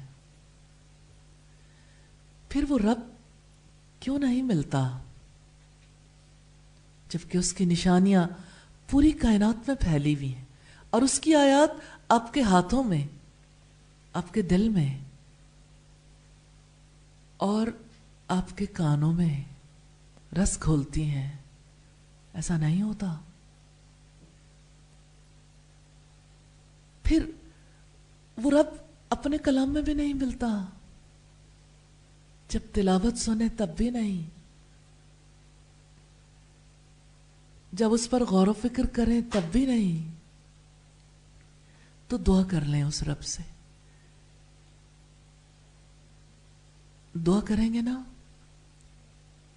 تو وہ رب اپنی پہچان دے دے گا انشاءاللہ. لیکن ارادہ تو آپ نے کرنا ہے نا. آپ اپنے رب کو تلاش کرنا چاہتے ہیں تو ایک ایسے فرد کی تلاش کو دیکھیے گا جس نے سنا جو رسول پر اتارا گیا. تو لوگوں نے دیکھا، آپ بھی دیکھ لو. کیا آپ دیکھ سکتے ہیں؟ تو رب العزت نے کہا ترا، تم دیکھو گے. اعینہم تفیض من الدمع، آپ دیکھتے ہیں ان کی آنکھیں آنسوؤں سے بہہ رہی ہوتی. مما عرفوا من الحق، اس میں سے اس وجہ سے کہ انہوں نے حق کو پہچان لیا ہے. آپ سماعت سے پہچان تک کا سفر دیکھیے، لمحوں میں طے ہو گیا، اور پہچان سے آنسوؤں تک کے سفر کو دیکھیے، یہ کیسا خوبصورت دائرہ ہے جو بالآخر دل سے نکل کر زبان تک جا پہنچتا ہے. یقولون ربنا آمنا فاکتبنا مع الشاہدین، وہ کہتے ہیں، قول ہے، وہ کہتے ہیں اے ہمارے رب ہم ایمان لے آئے، چنانچہ ہمارا نام گواہی دینے والوں کے ساتھ لکھ لے.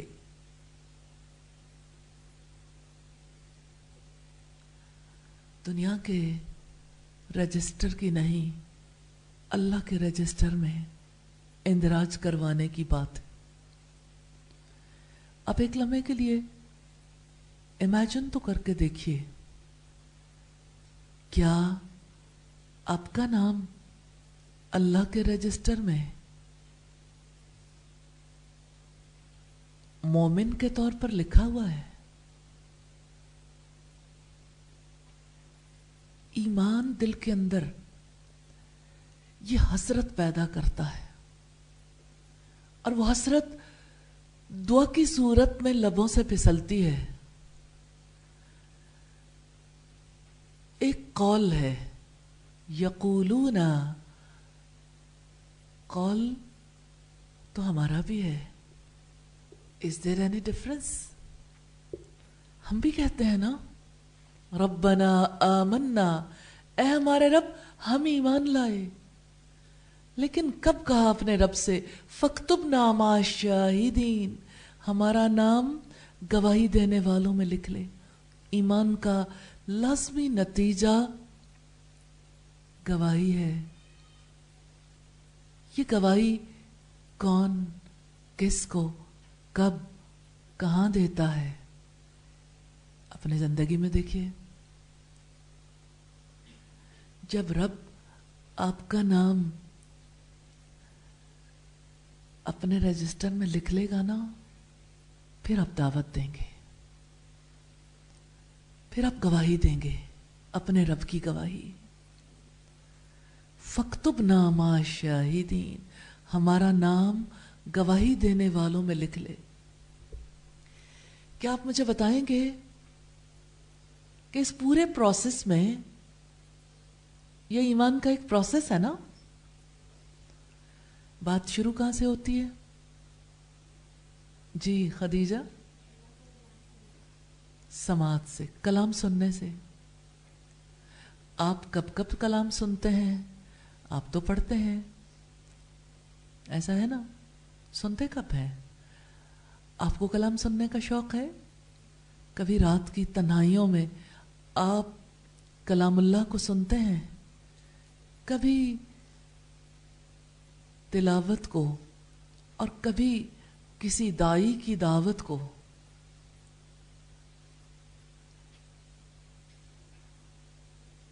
وہ کیا ماحول تھا جب ایسے ہی نجاشی کے دربار میں سارے درباری بیٹھے تھے،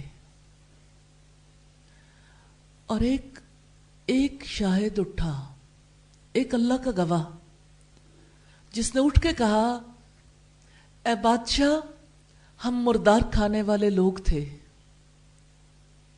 ہم انسانی قتل کرتے تھے، ہم شراب پینے والے لوگ تھے، ہم بیٹیوں کو زندہ دفن کرتے تھے، ہم سود کھاتے تھے. پھر ہم میں ایک شخص اٹھا جس نے ہمیں یہ بتایا کہ تمہارا رب ایک ہے، اس کی عبادت کرو. تو یہ سارے لوگ ہمارے دشمن ہو گئے، اس نے تو ہمیں یہ حکم دیا کہ رشتہ داروں کے ساتھ حسن سلوک کرو، صلہ رحمی کرو، اور یہ ہمارے دشمن ہو گئے. تو نجاشی نے کہا وہ شخص جو تمہارے بیچ میں آیا ہے وہ کیا کلام سناتا ہے، وہ کلام مجھے بھی سنا دو. تو اس وقت پہ جو کلام سنایا گیا میں چاہتی ہوں اس وقت آپ بھی سن لیں، ایک ایکسپیرینس تو کر لیں. سورہ مریم اس وقت ہم سنیں گے اور مشاری راشد کی آواز میں انشاءاللہ تعالی. کچھ لوگ میری ہیلپ کر دیں گے جی؟ تو جب کلام اللہ کو نجاشی نے سنا تو اس نے پہچان لیا. اس پروسیس پہ ہمیشہ غور کیجیے گا. کیا آپ اسے ڈرا کر سکتے ہیں پروسیس کو؟ جی الحمدللہ رب العالمین. کتنا پیارا ہے نا کلام اللہ کو سننا، پھر آنسو بہانا. لیکن آنسو بہانے سے پہلے میں معرفو من الحق، حق کو پہچاننا، کیونکہ حق کی پہچان سے جو آنسو بہتے ہیں پھر وہ پہچان صرف آنکھوں میں نہیں رہتی، یہ تو شخصیت کی پھٹن ہے. وہ آنکھوں سے بھی ظاہر ہوتی ہے، وہ زبان سے بھی ظاہر ہوتی ہے. اور زبان کیا کہتی ہے؟ یقولون ایک قول ہے، جنت ایک قول کا بدل ہے. ایک قول کا بدل ہے نا. من قال لا الہ الا اللہ دخل الجنہ. اللہ کے رسول صلی اللہ علیہ وسلم نے فرمایا جس نے کہا لا الہ الا اللہ وہ جنت میں داخل ہوگا. اس پروسیس کے تحت مما عرفوا من الحق. اس کے ساتھ بڑی خوبصورت یادیں وابستہ ہیں، کیونکہ حضرت ابو ہریرہ نے سنا، خوشی کے مارے جب انہوں نے حضرت عمر کی موجودگی میں باقی لوگوں کو سنایا، حضرت عمر نے ان کو ایک گھونسا رسید کیا. وہ نیچے گر گئے، خوفزدہ ہو گئے، بھاگ کھڑے ہوئے، رسول اللہ کی تلاش میں گئے.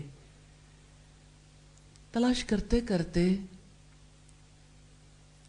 ایک باغ میں، باغ کے ارد گرد جا پہنچے. فصیل اونچی تھی لیکن جہاں سے باغ کو پانی دیا جاتا تھا اس نالے کے اندر سے، یعنی نیچے سے رینگتے ہوئے گزرے اور جوتے ان کے ہاتھ میں تھے.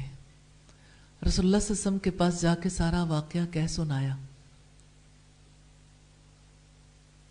حضرت عمر نے روکا تھا، اور رسول اللہ صلی اللہ علیہ وسلم نے جب حضرت عمر سے پوچھا کہ ایسا کیوں کیا تو انہوں نے کہا اس لیے کہ لوگ عمل کرنا چھوڑ دیں گے، کیونکہ ہر کوئی اس ایمانی پروسیس سے نہیں گزرتا. تو یہ ایمانی پروسیس ہے جس میں قول کیا ہے؟ یقولون ربنا آمنا. وہ کہتے ہیں ہمارے رب ہم ایمان لے آئے، ہم نے مان لیا، ہم نے یقین کر لیا. فاکتبنا مع الشاہدین. اور اب ہم کیا ہو گئے ہیں؟ تیرے گواہ بن گئے ہیں. شہادتین، اللہ کی گواہی دینا اور محمد صلی اللہ علیہ وسلم کی گواہی دینا ارکان اسلام میں سے پہلا رکن ہے. اس گواہی کا مطلب محض زبان سے اقرار کرنا نہیں ہے. مومن تو سارے زمانے کے سامنے گواہ ہے نا، اسے تو ہر جگہ گواہی دینی ہے. ہر کچی پکی عمارت بھی گواہ ہوگی اس کی، اگرچہ وہ باقی باتیں تو نہیں جانتی لیکن یہ جانتی ہے کہ یہ جہاں سے سفر کر کے جا رہا ہے یہ دراصل وصول اللہ کا سفر ہے، یہ اللہ کی راہ میں جا رہا ہے. اور پھر اب دیکھیے فاکتبنا مع الشاہدین، اس پروسیس کا بڑا حصہ ہے. آپ بھی اپنے رب سے اس بارے میں اس وقت کہیے گا جب آپ اپنے رب کو پہچانیں گے. لیکن دیر کیوں لگانی ہے؟ اور کتنی خوبصورت بات ہے، وَمَا لَنَا لَا نُؤْمِنُ بِاللَّهِ وَمَا جَاءَنَا مِنَ الْحَقِّ. اور ہمیں کیا ہے کہ اللہ تعالیٰ پر اور اس حق پر ایمان نہ لائیں جو ہمارے پاس آیا ہے. وَنَطْمَعُ أَن يُدْخِلَنَا رَبُّنَا مَعَ الْقَوْمِ الصَّالِحِينَ. سبحان اللہ. اگر آپ اس پہ غور کریں گے، جتنی بار غور کریں گے، آپ پر نئے نئے دروازے کھلتے چلے جائیں گے. جبکہ ہم یہ حرص رکھتے ہیں کہ ہمارا رب ہمیں نیک لوگوں میں شامل کر لے. زندگی کے آخری مقام پر بھی جب اللہ رب العزت کی جانب سے یہ کہا جائے گا، یا ایھا النفس المطمئنہ، اے اطمینان والی جان، ارجعی الی ربک راضیۃ مرضیہ، لوٹ چلو اپنے رب کی طرف، وہ تجھ سے راضی، تو اس سے راضی. فادخلی فی عبادی وادخلی جنتی، میرے بندوں کے ساتھ شامل ہو جاؤ، میرے بندوں میں داخل ہو جاؤ اور میری جنت میں داخل ہو جاؤ. فادخلی فی عبادی، یہ بندوں کے ساتھ بیٹھنا نہیں ہے. فادخلی فی عبادی، بندوں میں کیسے داخل ہوں گے؟ وادخلی جنتی، اور جنت میں داخل ہو جاؤ. تو اصل بات کیا ہے؟ ہم طمع رکھتے ہیں کس بات کی؟ کہ آپ ہمیں جنت میں داخل کر دیں گے، اس لیے ہمیں نیک لوگوں کے ساتھ شامل کر دیں. تو یہ انفرادی زندگی نہیں ہے کہ ہر کوئی اپنے اپنے گھر میں اپنی مرضی کی زندگی جی کر یہ سمجھے کہ ہمارا نام اللہ کے رجسٹر میں ایمان والوں میں لکھا ہوا ہے. غلط فہمی ہے. اور یہ کتنی پیاری بات ہے رب العزت نے جو اس کا جواب دیا، فَأَصَابَهُمُ اللَّهُ بِمَا قَالُوا جَنَّاتٍ تَجْرِي مِن تَحْتِهَا الْأَنْهَارُ خَالِدِينَ فِيهَا وَذَلِكَ جَزَاءُ الْمُحْسِنِينَ. سو اللہ تعالیٰ انہیں اس بات کے بدلے میں، کون سی بات ہے؟ ربنا آمنا فاکتبنا مع الشاہدین. سو اللہ تعالیٰ انہیں اس بات کے بدلے میں جو انہوں نے کہا، ایسے باغات دے گا جن کے نیچے نہریں بہتی ہیں، ان میں وہ ہمیشہ رہنے والے ہیں، اور یہ نیک عمل کرنے والوں کی جزا ہے، محسنین کی، اخلاص کے ساتھ عمل کرنے والوں کی، جو اپنے رب کو اپنے اوپر نگہبان بناتے ہیں. محسن کا عمل یا تو مشاہدے کا ہوتا ہے یا مراقبے کا، غفلت کا عمل نہیں ہوتا. اور حالت مشاہدہ اور حالت مراقبہ کون سی ہوتی ہے؟ حدیث جبریل کے حوالے سے آپ جانتے ہیں، ان تعبد اللہ کأنک تراہ، تم اللہ کی عبادت ایسے کرو گویا کہ تم اسے دیکھتے ہو. فَإِن لَمْ تَكُنْ تَرَاهُ فَإِنَّهُ يَرَاكَ، پھر اگر تم اسے نہیں دیکھتے وہ تو تمہیں دیکھتا ہے. یا اللہ کی نظروں کو محسوس کر لو یا اپنے رب پر نظریں لگا دو. یہ محسن کی بہت خوبصورت وضاحت ہے. اس سفر کا آغاز سماعت سے ہوا اور اختتام احسان پر.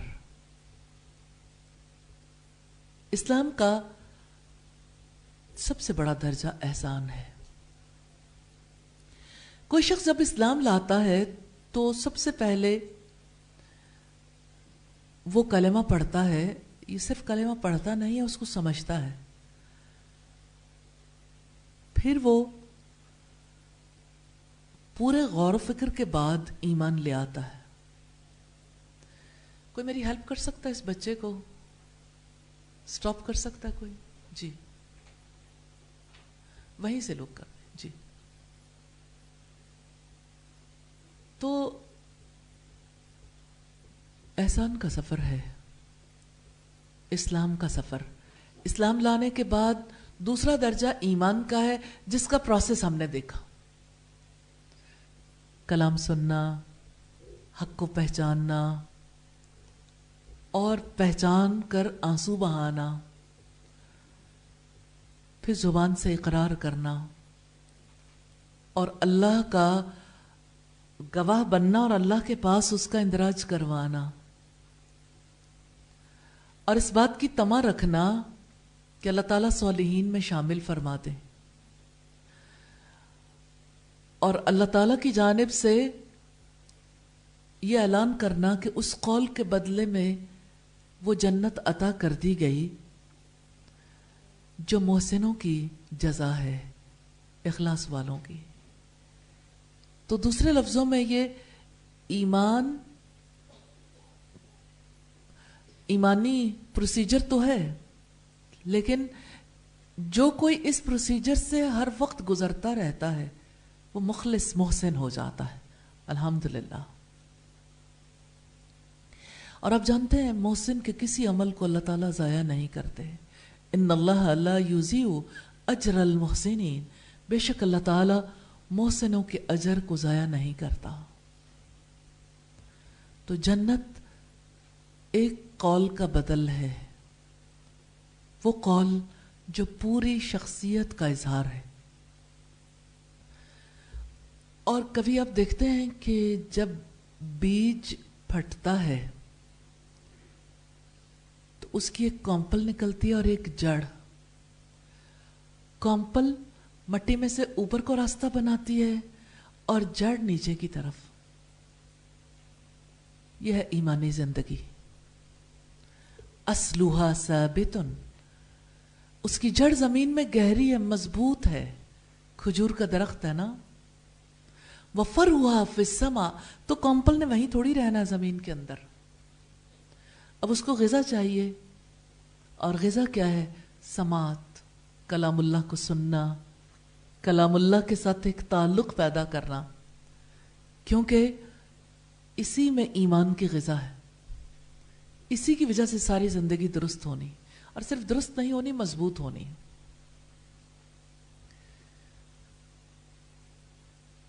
تو یہ ایمانی پروسیس ہے،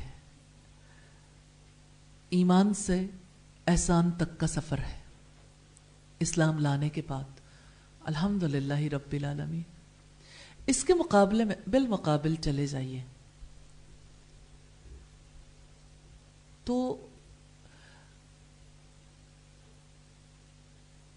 اگر کوئی زبان سے اسلام لے آئے، زبان سے اسلام لانے والا شک میں مبتلا ہو جائے، کسی شبے میں، دو ہی بیماریاں ہیں نا جو دل کو لاحق ہوتی ہیں، بڑی بیماریاں، شبہات کی بیماری اور شہوات کی بیماری. یہ دو چیزیں ہی ہیں جو اس بیج کو وائرس زدہ کر دیتی ہیں.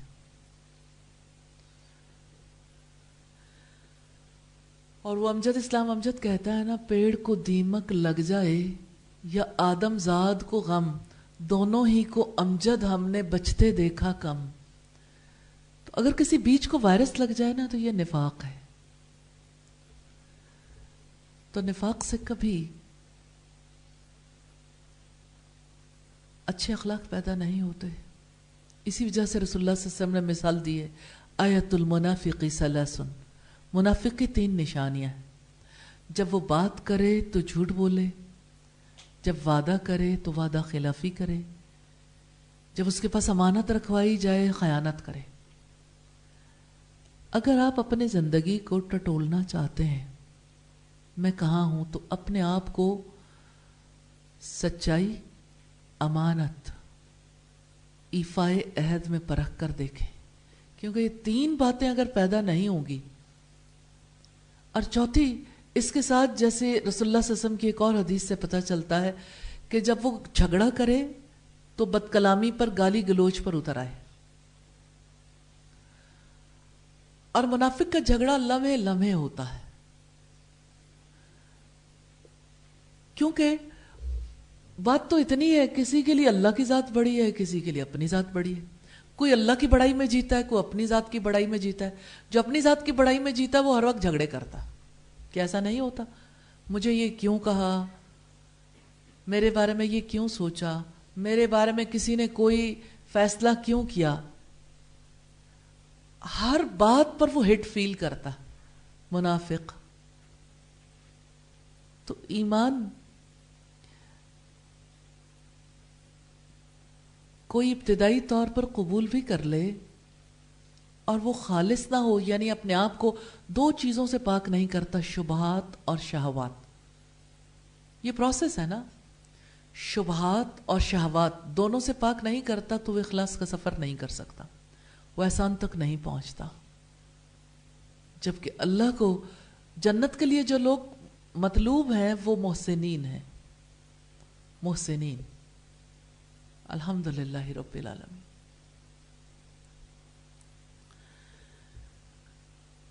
تو ہم سورہ مریم کو سنیں گے اور پھر ہم انشاءاللہ تعالی آج کی ڈسکشن کے حوالے سے جو بات آپ کرنا چاہیں گے اس بارے میں بات چیت کریں گے. جی.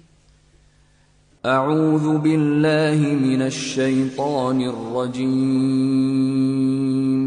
بسم اللہ الرحمن الرحیم. کافہا یا عین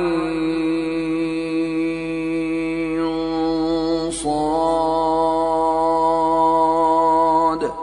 ذکر رحمت ربک عبدہ زکریا اذ نادى ربه نداء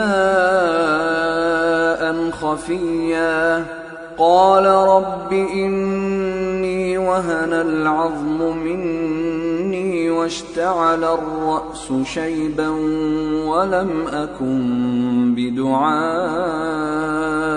رب شقيا وإني خفت الموالي من ورائي وكانت امرأتي عاقرا فهب لي من لدنك وليا يرثني ويرث من آل يعقوب واجعله رب رضيا. يا زكريا إنا نبشرك بغلام اسمه يحيى لم نجعل له من قبل سميا. قال رب أنى يكون لي غلام وكانت امرأتي عاقرا وقد بلغت من الكبر عتيا. قال كذلك قال ربك هو علي هين وقد خلقتك من قبل ولم تك شيئا. قال رب اجعل لي آية. قال آيتك ألا تكلم الناس 3 ليال سويا. فخرج على قومه من المحراب فأوحى إليهم أن سبحوا بكرة وعشيا. يا يحيى خذ الكتاب بقوة وآتيناه الحكم صبيا وحنانا من لدنا وزكاة وكان تقيا وبرا بوالديه ولم يكن جبارا عصيا. وسلام عليه يوم ولد ويوم يموت ويوم يبعث حيا. واذكر في الكتاب مريم إذ انتبذت من أهلها مكانا شرقيا فاتخذت من دونهم حجابا فأرسلنا إليها روحنا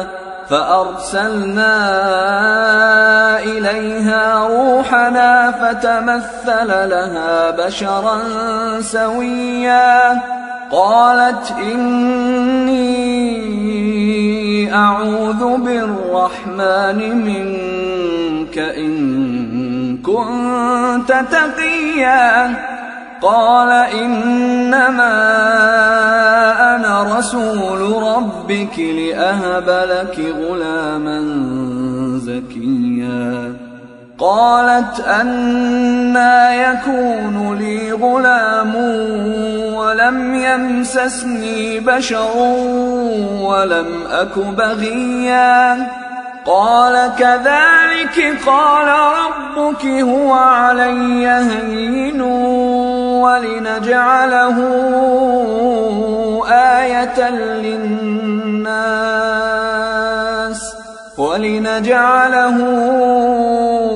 آية للناس ورحمة منا وكان أمرا مقضيا فحملته فانتبذت به مكانا قصيا فأجاءها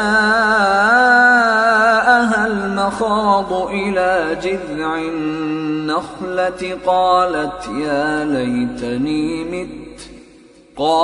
يا ليتني مت قبل هذا وكنت نسيا منسيا فناداها من تحتها ألا تحزني قد جعل ربك تحتك سريا وهزي إليك بجذع النخلة تساقط عليك رطبا جنيا فكلي واشربي وقري عينا فإما ترين من البشر أحدا فقولي إني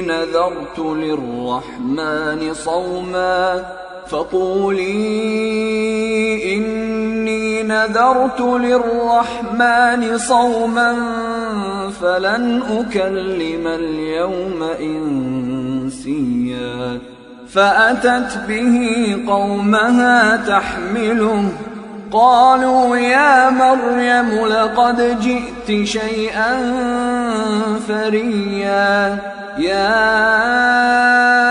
أخت هارون ما كان أبوك امرأ سوء وما كانت أمك بغيا فأشارت إليه قالوا كيف نكلم من كان في المهد صبيا قال إني عبد الله آتاني الكتاب وجعلني نبيا وجعلني مباركا أينما كنت وأوصاني بالصلاة والزكاة ما دمت حيا وبرا بوالدتي ولم يجعلني جبارا شقيا والسلام علي يوم ولدت ويوم أموت ويوم أبعث حيا ذلك عيسى ابن مريم قول الحق الذي فيه يمترون ما كان لله أن يتخذ من ولد سبحانه إذا قضى أمرا فإنما يقول له كن فيكون وإن الله ربي وربكم فاعبدوه هذا صراط مستقيم.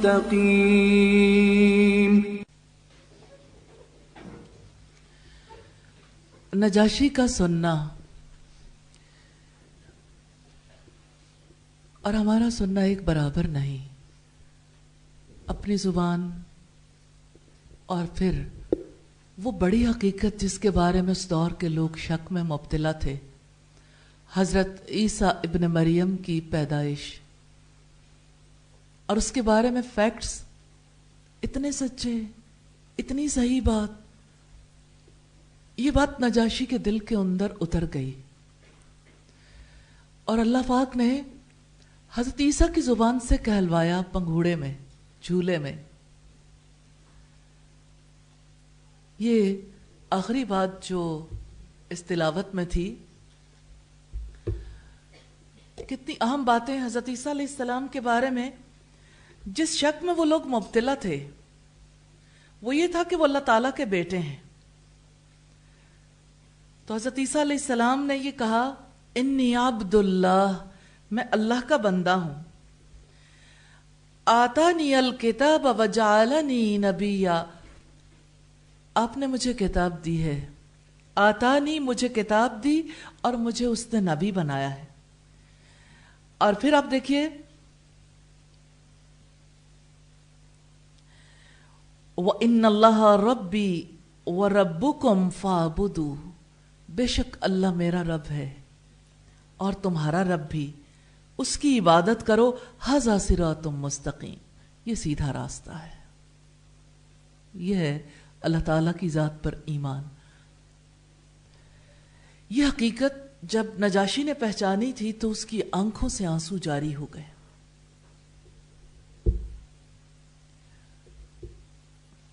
اللہ تعالیٰ سے دعا ہے ہمیں بھی اپنی پہچان نصیب کریں، ایسی پہچان جو ہمیں محسنین میں داخل کروا دے۔ اور یا اللہ تو ہمیں اپنے کام کا بنا لینا، اور یا اللہ ہمیں حق کا گواہ بنا لینا، اور یا اللہ جہاں کہیں ہم ہوں، الہی تیری ذات کے نور کے سفیر بنے، تیری ذات کی گواہی دینے والے بنے۔ اور یا اللہ ہمیں صالحین کا ساتھ نصیب کرنا، اور یا اللہ ہم سب کو جنت الفردوس میں داخل فرمانا۔ کوئی سوال کرنا چاہے تو آپ سوال کر لیں۔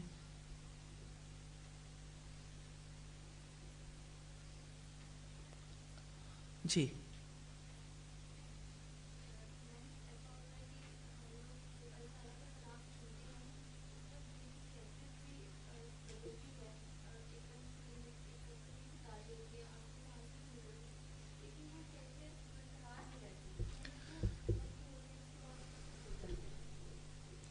یا حنظلہ ساعتم وساعہ،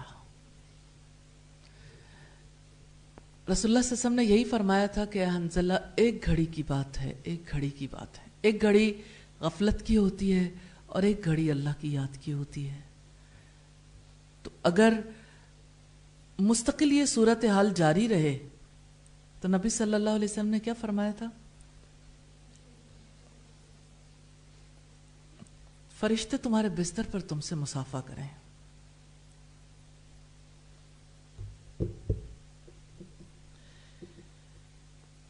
کوئی اور بات جو پوچھنا چاہے؟ ایمان کی حقیقت سمجھ آئی؟ ایمان کا پروسیجر سمجھ آیا؟ الحمدللہ رب العالمین۔ انشاءاللہ کل ہم جب بات کریں گے نا تو آج کے دور کا جو پرابلم ہے اس کو ضرور ڈسکس کریں گے کہ آج کے دور کے انسان کے ڈپریشن اور اس کی ٹینشن اور اس کے سٹریس کی اصل وجوہات کیا ہیں انشاءاللہ۔ تو اس کی وجہ سے انشاءاللہ سولوشن بھی ملے گا اور آپ انشاءاللہ بہتر طور پر لوگوں تک اللہ کی گواہی کو پہنچا سکو گے انشاءاللہ۔